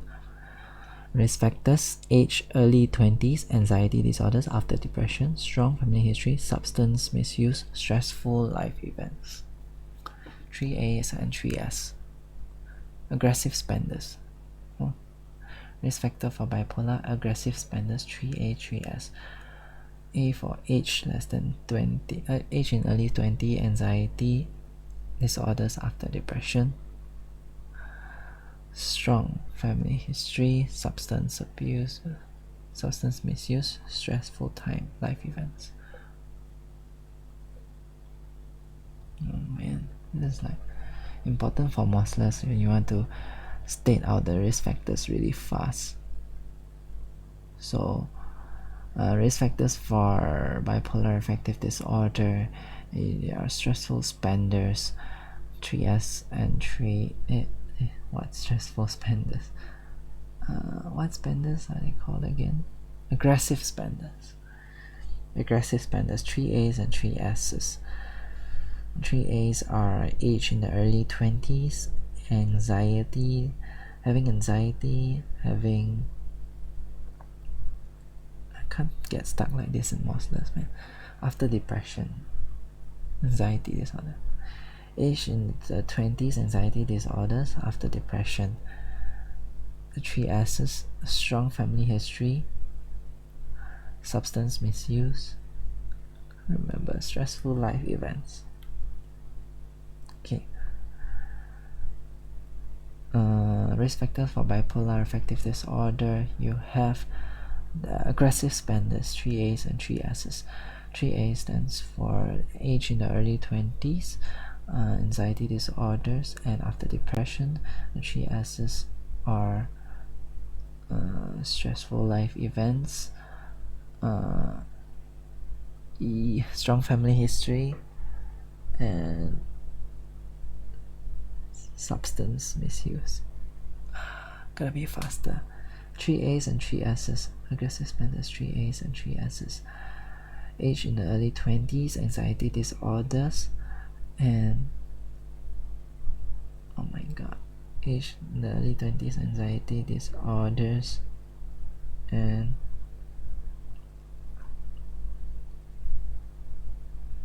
age early 20s, anxiety disorders, and after depression. The 3 S's are substance misuse, stressful life events, and strong family history. Oh my god, my memory. Clinical features. The symptoms of BPAD include those of mania or depression. Manic symptoms are listed in table 3.3.2, and the symptoms of depressions have been discussed in section 3.2, depressive disorder. The severity of mania can be divided into hypomania, mania without psychosis, or mania with psychosis, depending on the severity of the symptoms. Different types of bipolar disorder have been recognized according to DSM-5. Okay, over here, this is what we have been looking for after reading so much, is the mnemonic that makes the features of mania more easy to remember. So I used to remember dig fast, which is this component here, and then this textbook shows I dig faster, so there are extra 3 letters to remember. Right, so the symptoms of mania include I for irritability, D for distractibility or disinhibited, either sexual, social, or spending. Disinhibited sexually, they might behave untowardly to the opposite gender. Disinhibited socially, they might not know the social boundaries and get too close to you. Disinhibited spending means they will overspend lah. I for insight impaired or increased libido, G for grandiose delusions, F for flight of ideas, A for activity or appetite increase, S for sleep, decrease sleep, T for talkative, E for elevated mood, increased energy, R for reduced concentration, reckless behavior and spending. I dig faster. Should I just stick with dig fast since I remember some of it? Dig fast stands for distractibility, irritability, grandiose delusions, flight of ideas, increased appetite, increased activity, pressure of speech, talkative, sleep. Decreased need for sleep, I don't have that, huh? S stands for decreased need of sleep, T stands for talkativity, pressure of speech. Okay.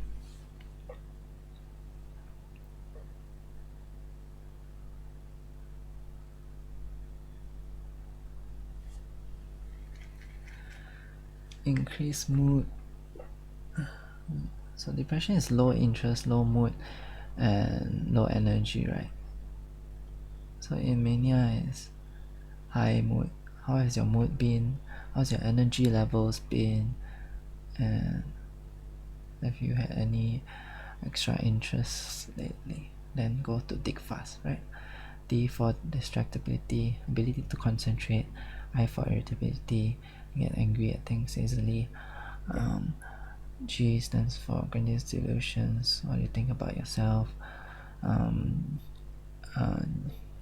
F stands for flight of ideas, you have a lot of ideas coming in. A stands for increased activity, increased appetite. How has your appetite been? How's your activity in your sex life been? Then a S for sleep. How's your sleep been? So they might need less sleep than usual. And T for talkative or pressure of speech. Okay, I think that dig fast is good enough. What do I not cover?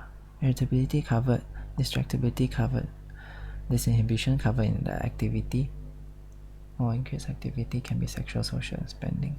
I don't have spending. Okay.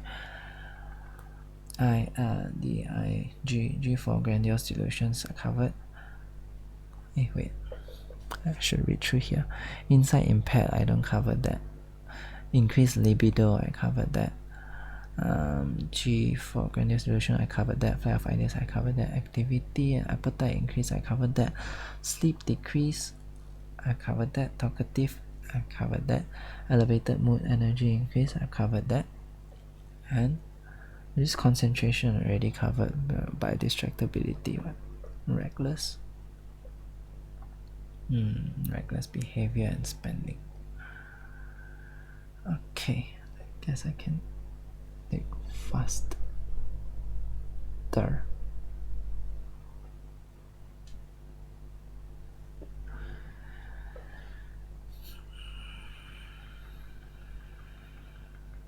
Dig faster. Okay lah, I can do dig faster lah. Reckless. I wanna include reckless behaviors.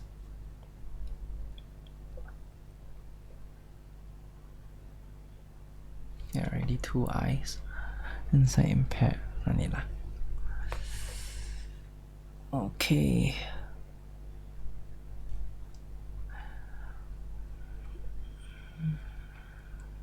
Let's finish this lah. For completeness sake. So it's a spectrum: hypomania to mania without psychosis to mania with psychosis. Under hypomania is mildly elevated mood or irritable mood present for more than 4 days or more. Symptoms of mania, where present, are to a lesser extent than true mania: considerable interference with work and social life, but not severe disruption. Partial insight may be preserved. As with hypomania, but for mania without psychosis, as with hypomania, but to greater extent, symptoms present for more than 1 week with complete disruption of work and social activities may have grandiose ideas and excessive spending and could lead to debts. There may be sexual disinhibition and reduced sleep and lead to exhaustion. Mania with psychosis, severely elevated or suspicious mood with the addition of psychotic features such as grandiose or persecutory delusions and auditory hallucinations that are mood congruent. Patients may show signs of aggression. Summary of manic episode. Manic mood disorders that contribute to bipolar affective disorders. Yeah. So classification of bipolar affective disorder, remember in the early pages we have type 1 and type 2, and then there's an extra one here known as rapid cycling. So type 1 is involved period of severe mood episodes from mania to depression. Type 2, milder form of mood elevation involving milder episodes of hypomania that alternate with periods of severe depression. Severe depression, okay. It goes lower than bipolar 1 then. Bipolar 1 goes higher, bipolar 2 goes lower. Rapid cycling, more than 4 mood swings in a 12-month period with no intervening asymptomatic periods. Poor prognosis. That's rapid cycling, kind of BPAD. And ICD-10 criteria for mania and bipolar affective disorder. Mania requires 3 out of 9 symptoms to be present. Grandiosity, I have that. 3 out of 9, huh? Then I have to remember the 9 lah. DIGFASTER. Oh, okay. Do I cover all of them? Grandiosity, inflated self-esteem, I covered. Decreased sleep, I covered. Pressure of speech, I covered. Flight of ideas, I covered. Distractibility, I covered. Psychomotor agitation, restlessness. Maybe instead of recklessness, I should add restlessness. Psychomotor agitation, restlessness. Okay, I dig faster. R stands for restlessness and recklessness. 7 is reckless behavior, spending sprees, reckless driving. And loss of social inhibitions, distractibility, disinhibition, DIG. D for distractibility and disinhibition. But I got increased activity though.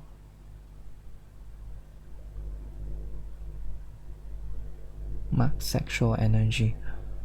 Next, loss of social inhibitions.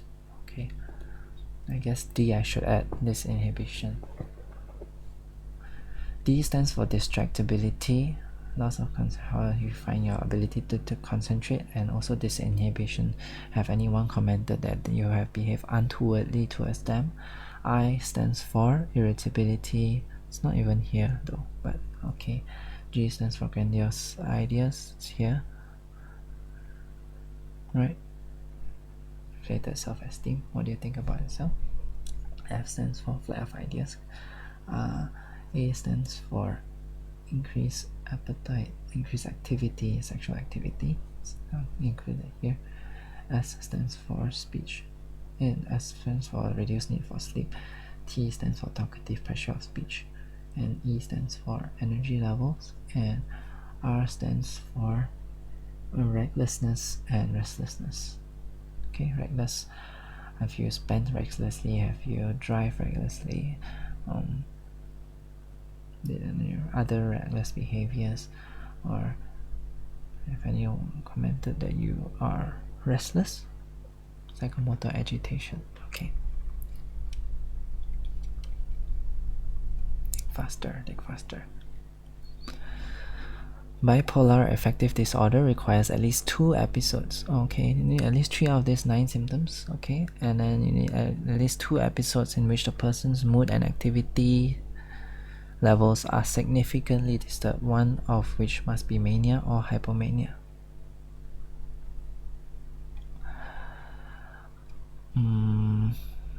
ICD-10 divides bipolar disorder into 5 states: currently hypomanic, currently manic, currently depressed, currently mixed, currently in remission.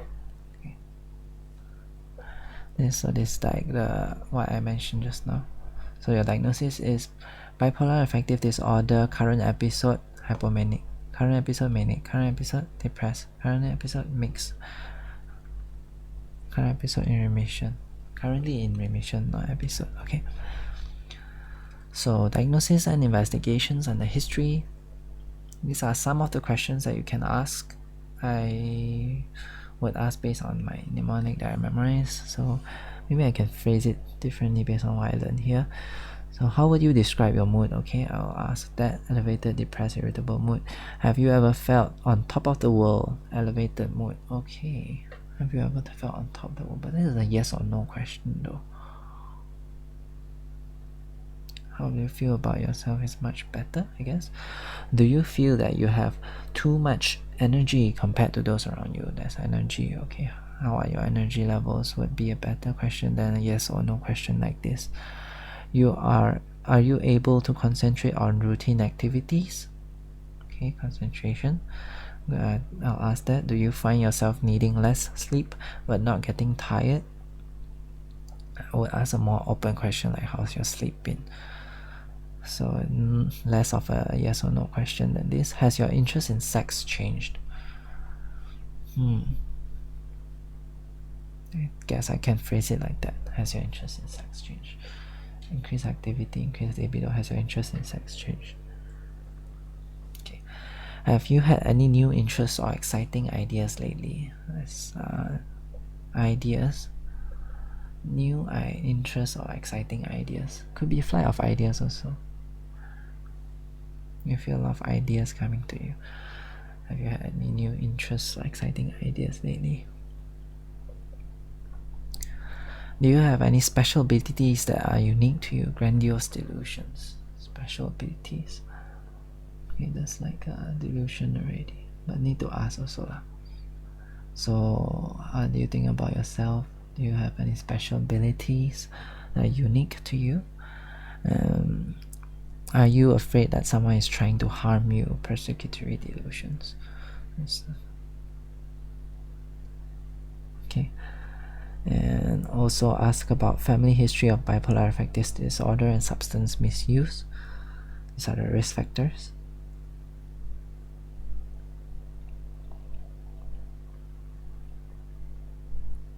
And then pressure of speech and flight of ideas can be assessed from the conversation. Yeah, true.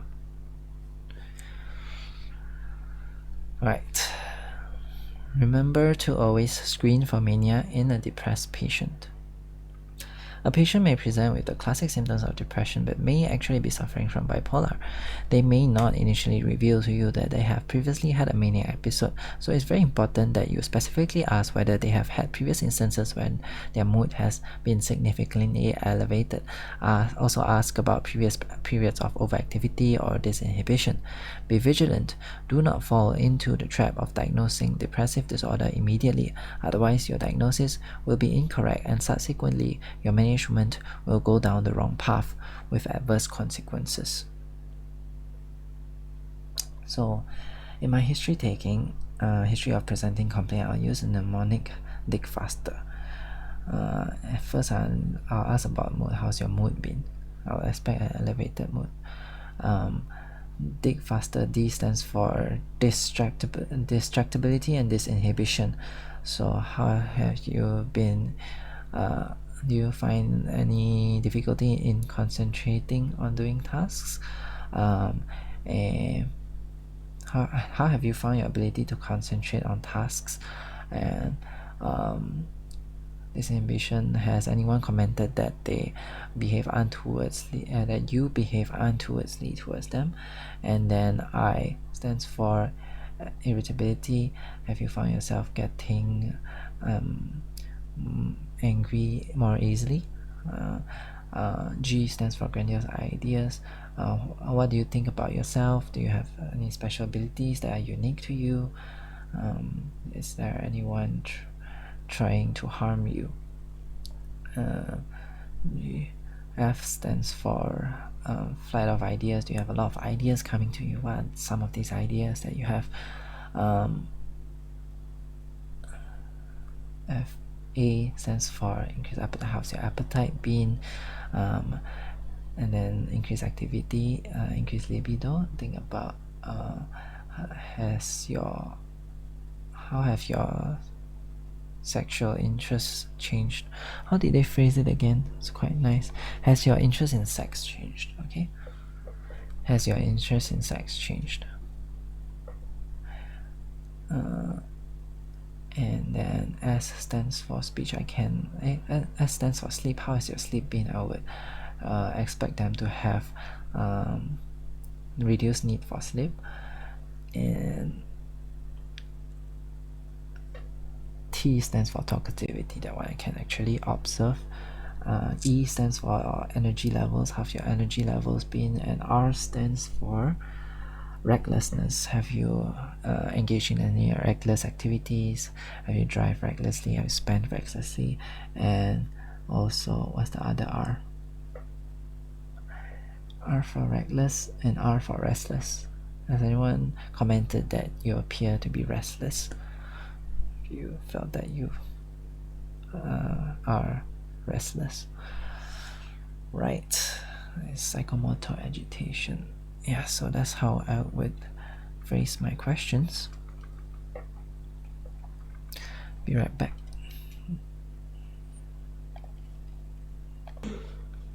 Hi, back. We'll continue. We've done the history and some OSCE tips, and now we'll move on to the MSE, mental state examination. So in the appearance, usually these patients will appear flamboyant or unusual combination of clothing. Oh man, my specs. They might be wearing heavy makeup and jewelry. There might be personal neglect when the condition is severe. Behavior, they might be over familiar with you, disinhibited, flirtatious or aggressive, increased psychomotor activity or distractible or restless. In speech, they might be louder, increased rate and quantity of speech, pressure of speech, uninterruptible puns and rhymes and neologisms. Neologisms are words that they make up themselves. Mood, they might be elated or euphoric or even irritable. Thoughts, they might be optimistic, pressured thought, might have flight of ideas, loosening of associations, circumstantiality, tangentiality, overvalue ideas, grandiose or persecutory delusions. Perceptions, usually no hallucinations. Mood congruent auditory hallucinations may occur. Cognition, attention, and concentration often impaired, fully orientated. Insight, generally very poor. And second OSCE tips here, the challenge of history taking in a manic patient. Eliciting a thorough history from a manic patient is a true test of your communication skills, as the task is made difficult by their irritability. 80% of manic patients, distractibility and disinhibition. Be polite but firm in your approach. Flight of ideas, circumstantiality and tangentiality may cause patients to veer off topic, so the key is to gently redirect the patient back to the asked question.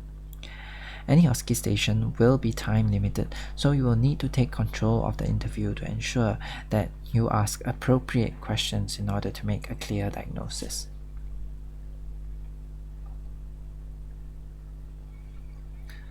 Investigations, you got self-rating scales, for example, mood disorder questionnaire.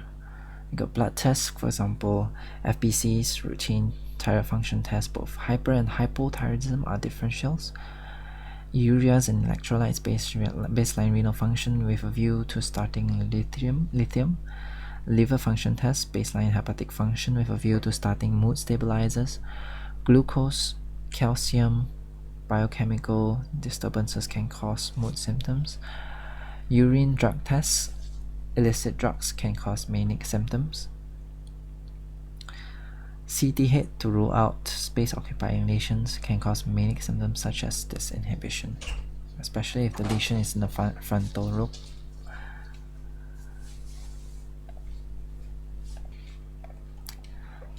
And then differential diagnosis. We have other mood disorders, I guess. Hypomania, mania, mixed episode, or cyclothymia. Psychotic disorders, schizophrenia, schizoaffective disorder. Secondary to medical condition, for example, hyper or hypothyroidism. This should always be your first differential. You should rule out organic causes first, because if you have hyperthyroidism, you might be manic because of the hyperthyroid, and you treat the hyperthyroid, you cure the mania. Cushing's disease, same, cortisol, a HPA axis. Cerebral tumor, for example, frontal lobe lesion with disinhibition, and stroke. These are your organic disorders. Drug-related disorders, illicit drug ingestion, for example, amphetamines, cocaine, acute drug withdrawal, side effect of corticosteroid use. Ouch. Illicit drug ingestion, amphetamines, cocaine, acute drug withdrawal, side effect of corticosteroid use. Personality disorders like histrionic disorder or emotionally unstable. Moving on to management of bipolar affective disorder. Full risk assessment is vital, including suicidal ideation and risk of Risk to self, for example, financial ruin from overspending. This will determine the urgency of referral to specialist mental health services. Remember to ask about driving. The DVLA has clear guidelines about driving when manic, hypomanic, or severely depressed. Is it? Cannot drive, is it? The Mental Health Act is needed if the patient is violent or a risk to self. Hospitalization will be required if there is reckless behavior causing risks to the patient or others, significant psychotic symptoms, impaired judgment, or psychomotor agitation. The pharmacological management of bipolar affective disorder is shown in Table 3.34. Also see Section 12.4, mood stabilizers. For bipolar depression, offer high-intensity psychological intervention, for example, CBT. Electroconvulsive therapy is not first line, but it can be used when antipsychotic drugs are ineffective and the patients are so severely disturbed that further medication or awaiting natural recovery is not feasible. Patients who present with acute episodes should be followed up once a week initially and then 2 to 4 weekly for the first few months. The Biopsychosocial Approach to BPAD is shown in Figure 3.34.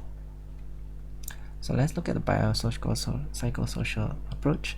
Biologically, you have mood stabilizers, you have benzodiazepines, you have antipsychotics. Do you usually give benzodiazepines? Probably in an acute manic episode where you want to calm them down, but not for a long term, I guess. ECT for severe uncontrolled mania. Psychological therapy, you have psychoeducation, cognitive behavioral therapy. Psychoeducation means you just teach them or teach your family members about the condition so that they can cope with it better. Social history, social management, social support groups, self-help groups encourage calming activities.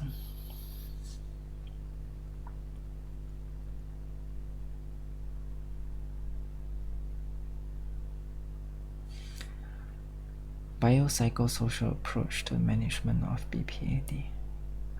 Wait a minute. For social, I remember in the morning. I can't remember now. Let me try and find it in my notes. I'll get back to you. Hello, welcome back. So, after my ESR Moslers, I actually made these notes to myself. And the thing I wanted to remember is not a mnemonic, it's just like 4 things that you need to know for social long-term management, which is career support, peer support, employment, and finance. You need to think in these 4 categories: career support, peer support, employment, finance.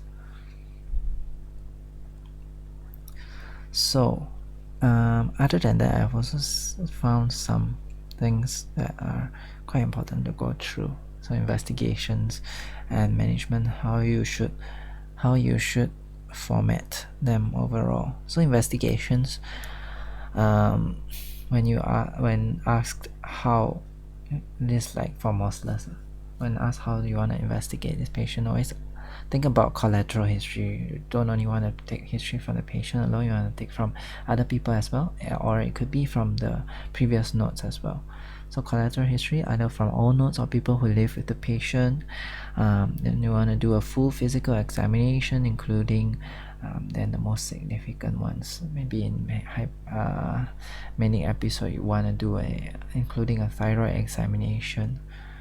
So then in investigations, think about bloods. You want to do FBCs, UNEs, renal profile. UNEs and renal profiles somehow overlap, but urea and electrolytes and creatinine makes up the renal profile technically. So then LFT, gamma GT, thyroid function test, specific bloods. Don't include not so relevant ones like CRP. So investigations. Bloods include FBC, UNE, LFT, calcium, glucose. FBC, UNE, LFT, TFT. FBC, UNE, LFT, TFT. And then I put stars here. Then other investigations include ECG, CT, brain, depending on case. Star here, some lecturers find this repetitive, some lecturers want it mentioned as there are slight differences. Yeah, so it depends on lecturer also. Different preferences. Different lecturers, different preferences. Because gamma GT sometimes included in LFT. And UNE is included in renal profile. Alright, and then specific bloods, case-specific bloods for schizophrenia or other specific conditions, planning to start on antipsychotics, fasting blood glucose, because atypical antipsychotics can cause diabetes, metabolic syndrome, fasting blood glucose, lipids, HbA1c, prolactin, because you're blocking dopamine. Fasting blood glucose, lipids, HbA1c, prolactin.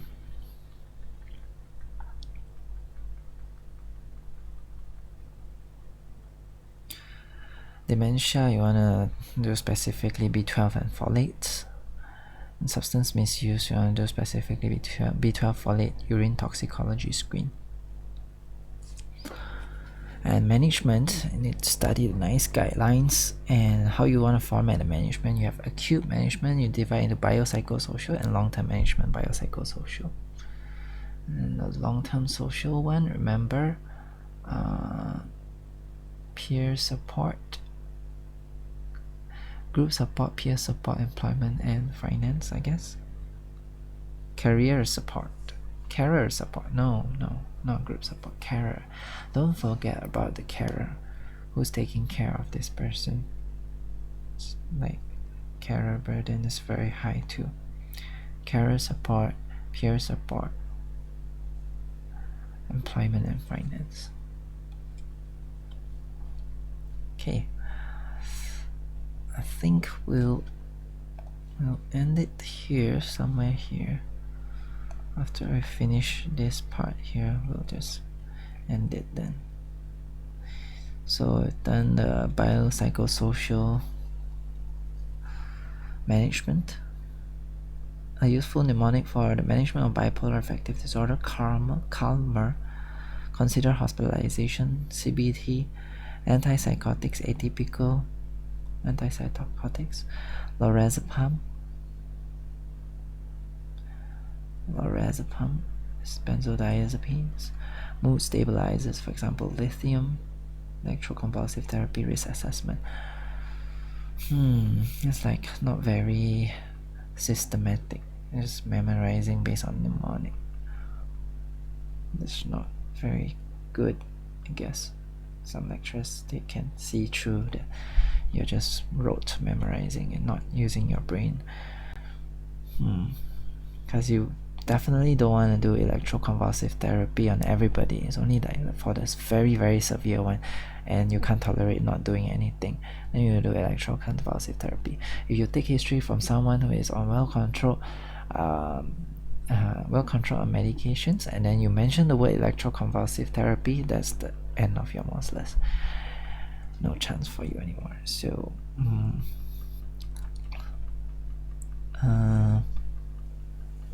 not a good idea to memorize it like that. Bipolar affective disorder, pharmacological management. Okay, is this according to NICE? Acute or manic episode or mixed episode, and then there's a bipolar depressive episode. For acute or manic episode, first line is offer an antipsychotic such as olanzapine, risperidone, or quetiapine. Haloperidol is also effective. They have a rapid onset of action compared to mood stabilizers and are therefore used in severe mania. If the first antipsychotic is not effective or poorly tolerated, then a second is usually offered. Mood stabilizers, namely lithium, or if not suitable, valproate should be added as second-line treatment. See mood stabilizers. Benzodiazepines may further be required to aid sleep and reduce agitation, and rapid tranquilization may be required with haloperidol or lorazepam. And then for a bipolar depressive episode, you might offer atypical antipsychotics are effective in bipolar depression. Options include olanzapine combined with fluoxetine, olanzapine alone, or quetiapine alone. Mood stabilizer option is lamotrigine. Lithium is also effective. Antidepressants alone are usually avoided. If used, they should be used with care in BPAD, even if depression is the main feature, as they have the potential to induce mania. They should be prescribed in conjunction with the cover of anti-manic medication.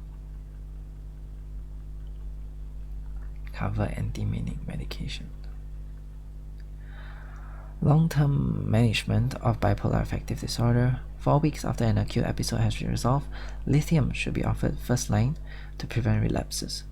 So in acute episodes, first line is antipsychotics, atypical antipsychotics, such as quetiapine, is that the only one I can remember? Olanzapine, risperidone. Quetiapine, risperidone. However, in chronic long term, after 4 weeks after the acute episode, you want to start them on lithium. If lithium is ineffective, consider adding valproate.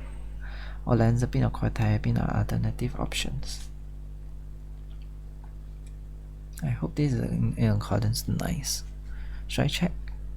Yes, I should. NICE. Mania. NICE guidelines. Mania. Bipolar affective disorder. Here. Overview. Bipolar disorder. Wait, do they have a summary version? Tools and resources. Resource, shared learning, research recommendation. No summary versions. Then we'll have to go through the flow chart. Adults, diagnosis, assessment, management, recognition and management in primary care. I think primary care first. GP, when to refer. Monitoring physical and mental health should not be started or offered. Do not start lithium to treat bipolar disorder in primary care for people who have not taken lithium before, except under shared care arrangements. Do not start valproate in primary care to treat bipolar disorder. Do not offer gabapentin or topiramate to treat bipolar disorder. Oh, so what do you mean you don't treat? Let's look at this one by one. Recognition.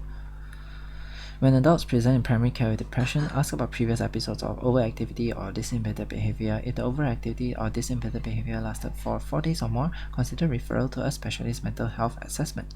Do not use questionnaires in primary care to identify bipolar disorder in adults. Okay, so if you suspect bipolar, just refer to specialists. General principles. When working with people with bipolar disorder in primary care, it is probably for follow-up, right? Engage with and develop an ongoing relationship with them and their carers. Support them to carry out care plans developed in secondary care and achieve their recovery goals. Follow crisis plans developed in secondary care and liaise with secondary care specialists if necessary. Review their treatment and care, including medication, at least annually and more often if the person or carer or healthcare professional has any concerns. When to refer or re-refer. Refer people urgently for specialist mental health assessment if mania or severe depression is suspected or they are a danger to themselves or others. If bipolar disorder is managed solely in primary care, re-refer to secondary care if any one of the following applies. This means you already referred to secondary care, and you need to re-refer if there is poor or partial response to treatment, if the person's functioning declines significantly, treatment adherence is poor, the person develops intolerable or medically important side effects from medication, comorbid alcohol or drug misuse is suspected, the person is considering stopping any medication after a period of relatively stable mood, a woman with bipolar disorder is pregnant or planning a pregnancy. And then treatment should not be started by the GP. Monitoring physical and mental health. These are the tests to do. Develop and use practice case registers to monitor the physical and mental health of people with bipolar disorder in primary care. Monitor the physical health of people with bipolar disorder when responsibility for monitoring is transferred from secondary care, and then at least annually. The health check should be comprehensive, including all the checks recommended below and focusing on physical health problems such as cardiovascular disease, diabetes, obesity, and respiratory disease. A copy of the results should be sent to the care coordinator and psychiatrist and put in the secondary care records. Ensure that the physical health check for people with bipolar disorder performed at least annually includes weight or BMI, diet, nutritional status, and level of physical activity, cardiovascular status including pulse and blood pressure, metabolic status including fasting blood glucose, glycosylated hemoglobin HbA1c, and blood lipid profiles. Liver function, renal and thyroid function, and calcium levels for people taking long-term lithium.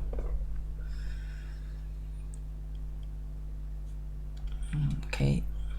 Psychological interventions offer people with bipolar depression. Psychological intervention that has been developed specifically for bipolar disorder has been published. Evidence-based manual describing how it should be developed. Or a high-intensity psychological intervention, cognitive behavioral therapy, interpersonal therapy, or behavioral couples therapy, in line with NICE recommendations on depression. Discuss with the person the responsible benefits and risks of psychological interventions and their preference. Monitor mood if there are signs of hypomania or deterioration of the depressive symptoms. Liaise with or refer the person to secondary care. If the person develops mania or severe depression, refer them urgently to secondary care. Psychological therapists working with people with bipolar depression in primary care should have training in and experience of working in people with bipolar disorder. I think most of the treatment will be in secondary care because in primary care they say don't treat, and mostly it's just follow up and then the bloods that you should do, measure BMI, ask about diet, exercise, etc. And then if they have another episode, you're gonna refer again. So I think all the management will be under here secondary care.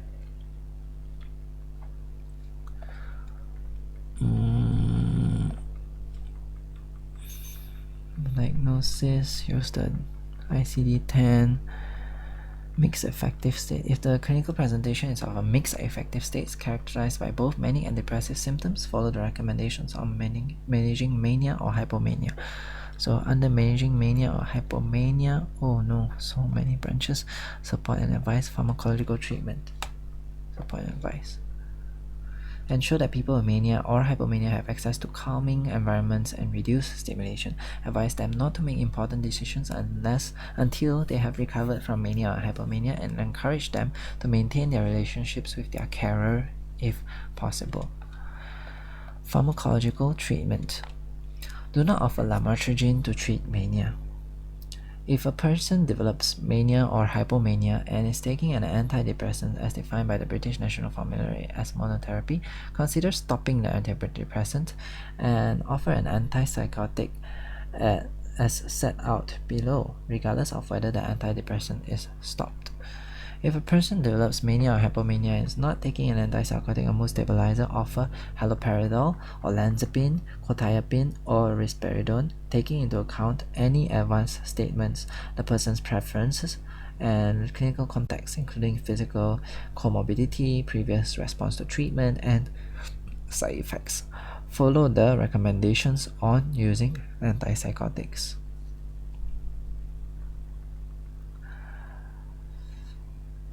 Oh.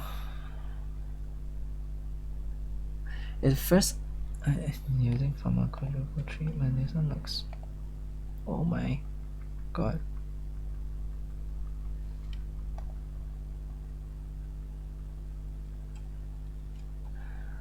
Using pharmacological treatments for bipolar disorder.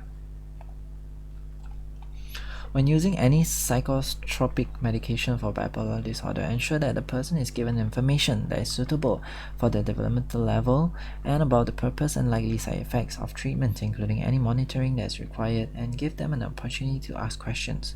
The choice of medication is made in collaboration with the person with bipolar disorder, taking into account the carer's views. If the person agrees, the overall medication regimen is regularly reviewed so that drugs that are not needed after the acute episode are stopped.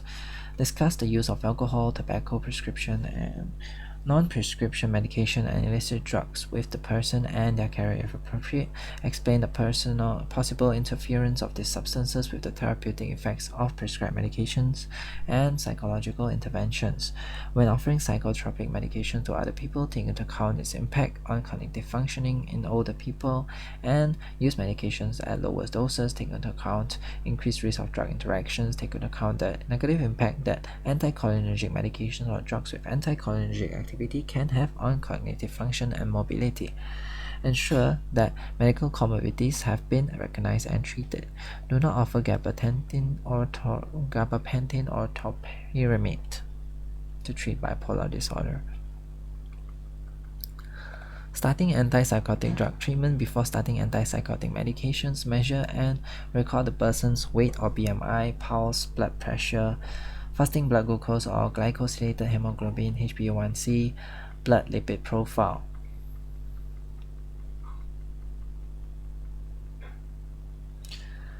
Weight or BMI, pulse, blood pressure, fasting blood glucose or glycosylated hemoglobin, blood lipid profile.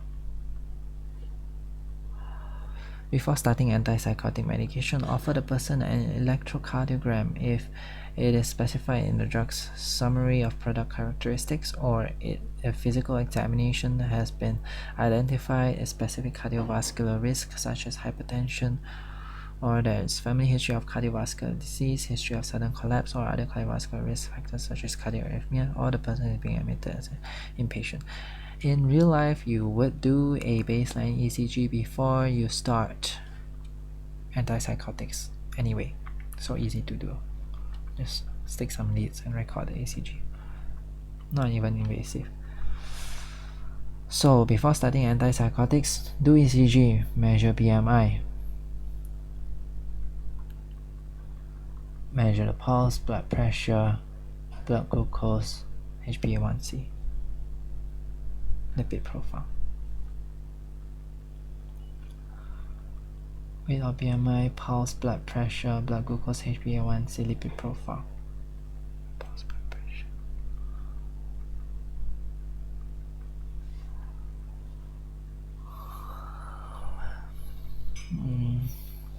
Okay, monitoring antipsychotic drug treatment.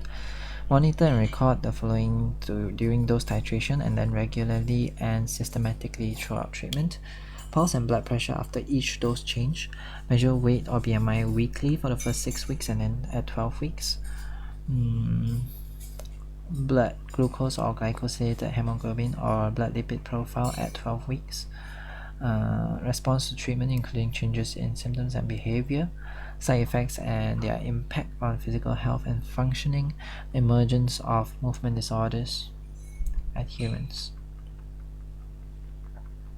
Wait, weekly for the first 6 weeks. Okay, quite frequent.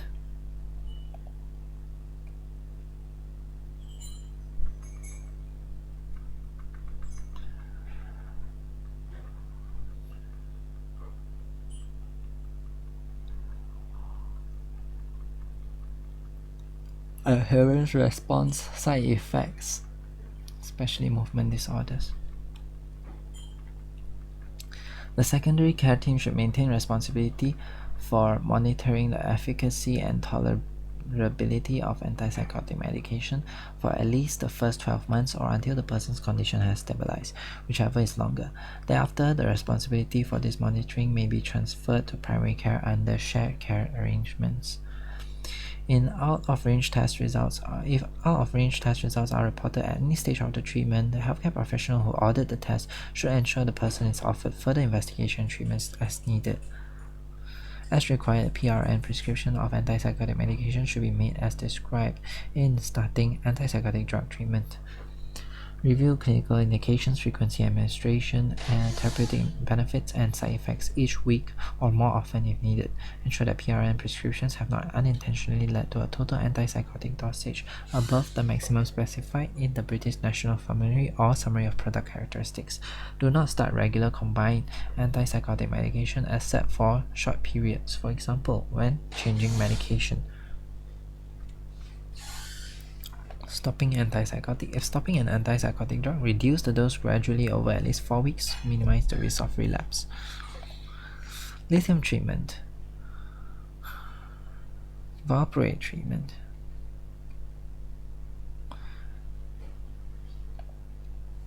Lamotrigine treatment. Let's look at valproate treatment. Lithium treatment. Lithium. Because the acute treatment is with antipsychotic, and then lithium treatments for the after 4 weeks of the acute episode. You want to start lithium to stabilize them for the long term. When starting lithium, advise the person that poor adherence or rapid discontinuation may increase the risk of relapse. Measure the person's weight or BMI and arrange tests for urea and electrolytes, including calcium, estimated GFR, thyroid function, and full blood count. Arrange an electrocardiogram for people with cardiovascular disease or risk factors for it.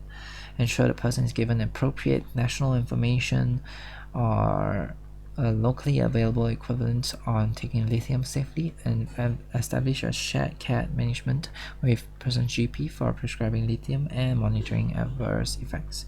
Measure plasma lithium levels 1 week after starting a lithium and 1 week after every dose change, and weekly until the levels are stable. Aim to maintain plasma lithium level between 0.6 and 0.8 millimoles per liter in people being prescribed lithium for the first time. Consider maintaining plasma lithium levels at 0.8 to 1 millimole per liter for a trial period of at least 6 months for people who have had a relapse when taking lithium in the past or are taking lithium and have subthreshold symptoms with functional impairment.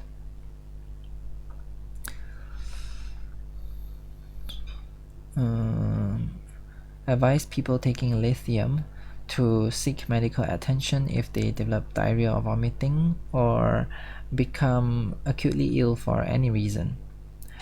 Ensure they maintain their fluid intake, particularly after sweating, for example after exercise, in hot climates, or if they have a fever.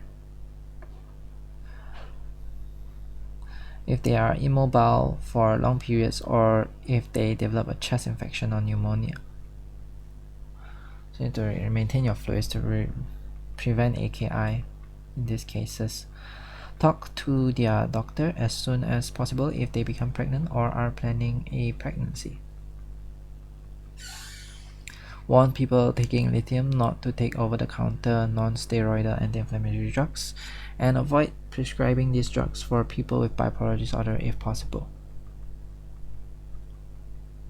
Warn people taking lithium not to take over-the-counter non-NSAIDs, because it can cause kidney damage, right? And avoid prescribing these drugs for people with bipolar disorder if possible. If they are prescribed, this should be on a regular, not PRN basis, and the person should be monitored monthly. If a PRN, it might disrupt the lithium levels because NSAIDs will reduce your GFR. And the person should be monitored monthly until stable lithium level is reached, and then every 3 months. Monitoring lithium. It's not like I'm gonna remember all this, right? Need to measure plasma lithium levels every 6 months or every 3 months. every 3 months for its first year, every 6 months afterwards. But for older people or people with poor adherence, then you need to control or continue every 3 months.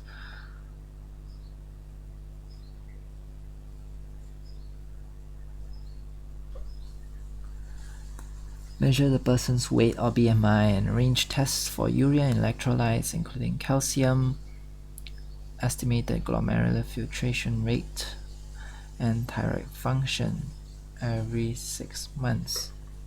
And more often if there is evidence of impaired renal or thyroid function, raised calcium levels, or an increase in mood symptoms that might be related to impaired thyroid function.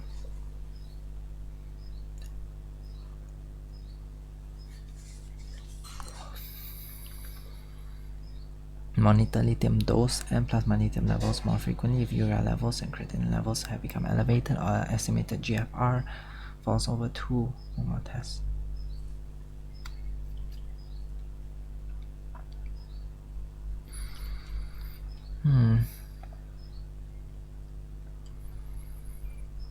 Secondary care. Managing mania or hypomania. Pharmacological treatment. Do not offer lamotrigine.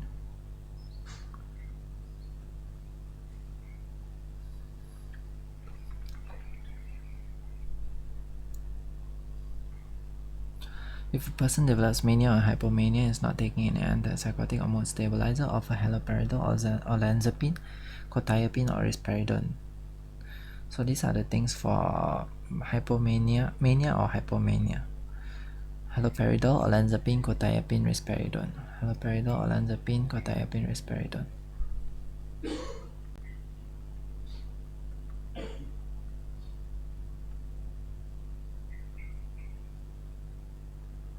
If the first-line antipsychotic is poorly tolerated at any dose, including rapid weight gain or ineffective at maximum licensed dose, offer an alternative antipsychotic from the drugs listed above, taking into account any advanced statements, the person's preference, and clinical context, including physical comorbidity, previous response to treatment, and side effects. If an alternative antipsychotic is not sufficiently effective at the maximum licensed dose, first, offer an alternative antipsychotic from the drugs listed above, taking into account any advanced statements. If an alternative antipsychotic is not sufficiently effective at the maximum licensed dose, consider adding lithium. If adding lithium is ineffective, or if lithium is not suitable, for example because the person does not agree to routine blood monitoring, consider adding valproate instead. Do not offer valproate to women or girls of childbearing potential, including young girls who are likely to need treatment into their childbearing years, for long-term treatment or to treat an acute episode, unless other options are ineffective or not tolerated and the pregnancy prevention program is in place. If a person develops mania or hypomania and is taking an antidepressant as defined by BNF in combination with mood stabilizer, consider stopping the antidepressant. If the person is already taking lithium, check plasma lithium levels to optimize treatment, considering adding haloperidol, olanzapine, quetiapine, or risperidone depending on the person's preference and previous response to treatment.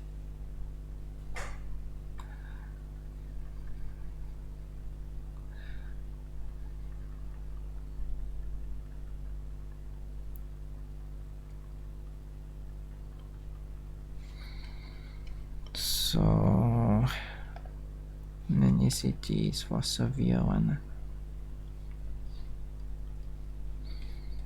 And then go back to the main page. Secondary care under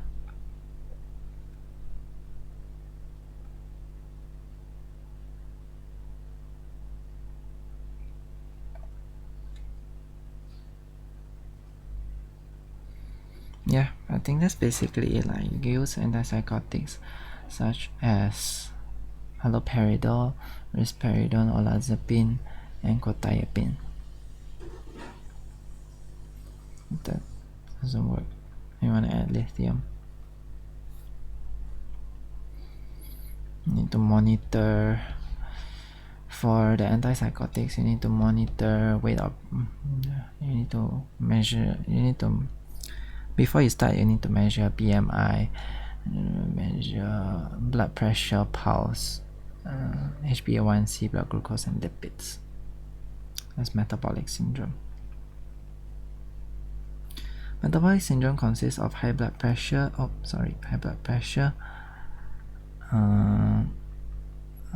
diabetes, and hypercholesterolemia, right? So high blood pressure, you measure pulse, you measure BP, measure BMI as well. High blood sugar, you measure blood glucose and HbA1c, and then for hyperlipidemia, you measure lipids. It's just simple as that. BMI, weight, pulse, blood pressure, then HbA1c, glucose, lipids. And then for lithium, you want to do calcium, you want to do thyroid function, you want to do lithium drug levels every week until stable.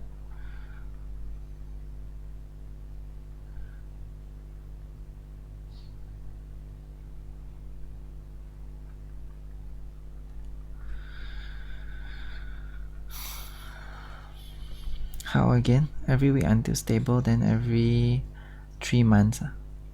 Is that how to monitor lithium? So under here, starting lithium, monitoring lithium.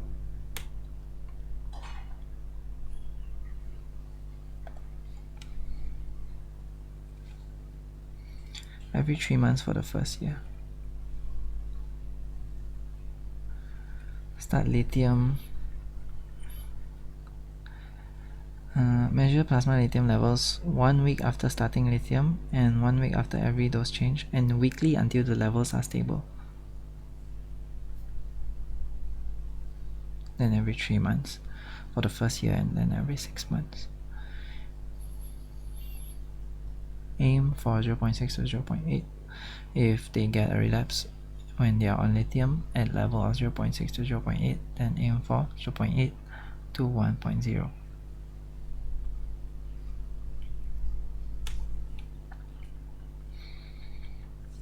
Okay. Make sure they're not on NSAIDs. Measure BMI, urea, electrolyte, renal function. Always check renal function, calcium, EGFR, thyroid function. Renal function, thyroid function, calcium levels. Remember, lithium, renal function, thyroid function, calcium levels. Renal function including EGFR, thyroid function, and calcium levels.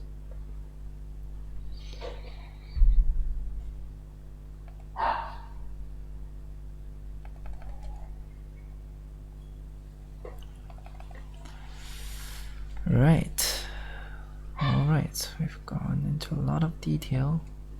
Back to the textbook.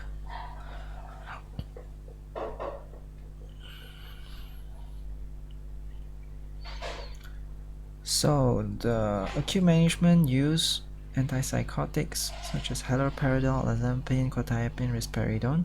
Before starting, you need to do ECG, you need to do the metabolic screen, which includes the BMI, the pulse, the blood pressure, the HbA1c and glucose, and lipid profile. And then for the long-term management, which is 4 weeks after an acute episode has resolved, you want to start them on lithium. And before starting on lithium, you want to do renal function tests including EGFR, you want to do thyroid function tests, and you want to do calcium levels. Then you need to monitor subsequently. Lithium monitoring includes lithium drug levels, and then your renal function test, thyroid function test, EGFR, and also your calcium levels. You need to measure lithium levels every week, 1 week after you start, or 1 week after every dose change, and then every subsequent week until the levels are stable between 0.6 and 0.8. And then every 3 months for the first year, and then every 6 months afterwards, unless the levels are not steady, they are not very compliant, they're older age, then you want to do more frequent monitoring, for example every 3 months. Right, key facts. I think that's the last part. Key facts: the use of lithium as prophylaxis. Lithium is the standard long-term therapy for bipolar affective disorder. It minimizes the risk of relapse and improves quality of life. Before lithium treatment is started, use and ease. Lithium has renal excretion, TFTs, pregnancy status, and baseline ECG should be checked. Lithium has a narrow therapeutic window, and so drug levels should be closely monitored, and patients should be informed of potential side effects and toxicity. Side effects include polydipsia, polyuria, fine tremor, weight gain, edema, hypothyroidism, impaired renal function, memory problems, and teratogenicity in the first trimester. Signs of toxicity: 1.5 to 2. You have nausea and vomiting, coarse tremor, ataxia, muscle weakness and apathy. Signs of severe toxicity when levels are more than 2. Nystagmus, dysarthria, hyperreflexia, oliguria, hypotension, convulsions, and coma. Due to its side effect profile and risk of toxicity, lithium is strictly regulated. Lithium levels 12 hours following first dose, then weekly until therapeutic level has been stable for 4 weeks. Once stable, check every 3 months.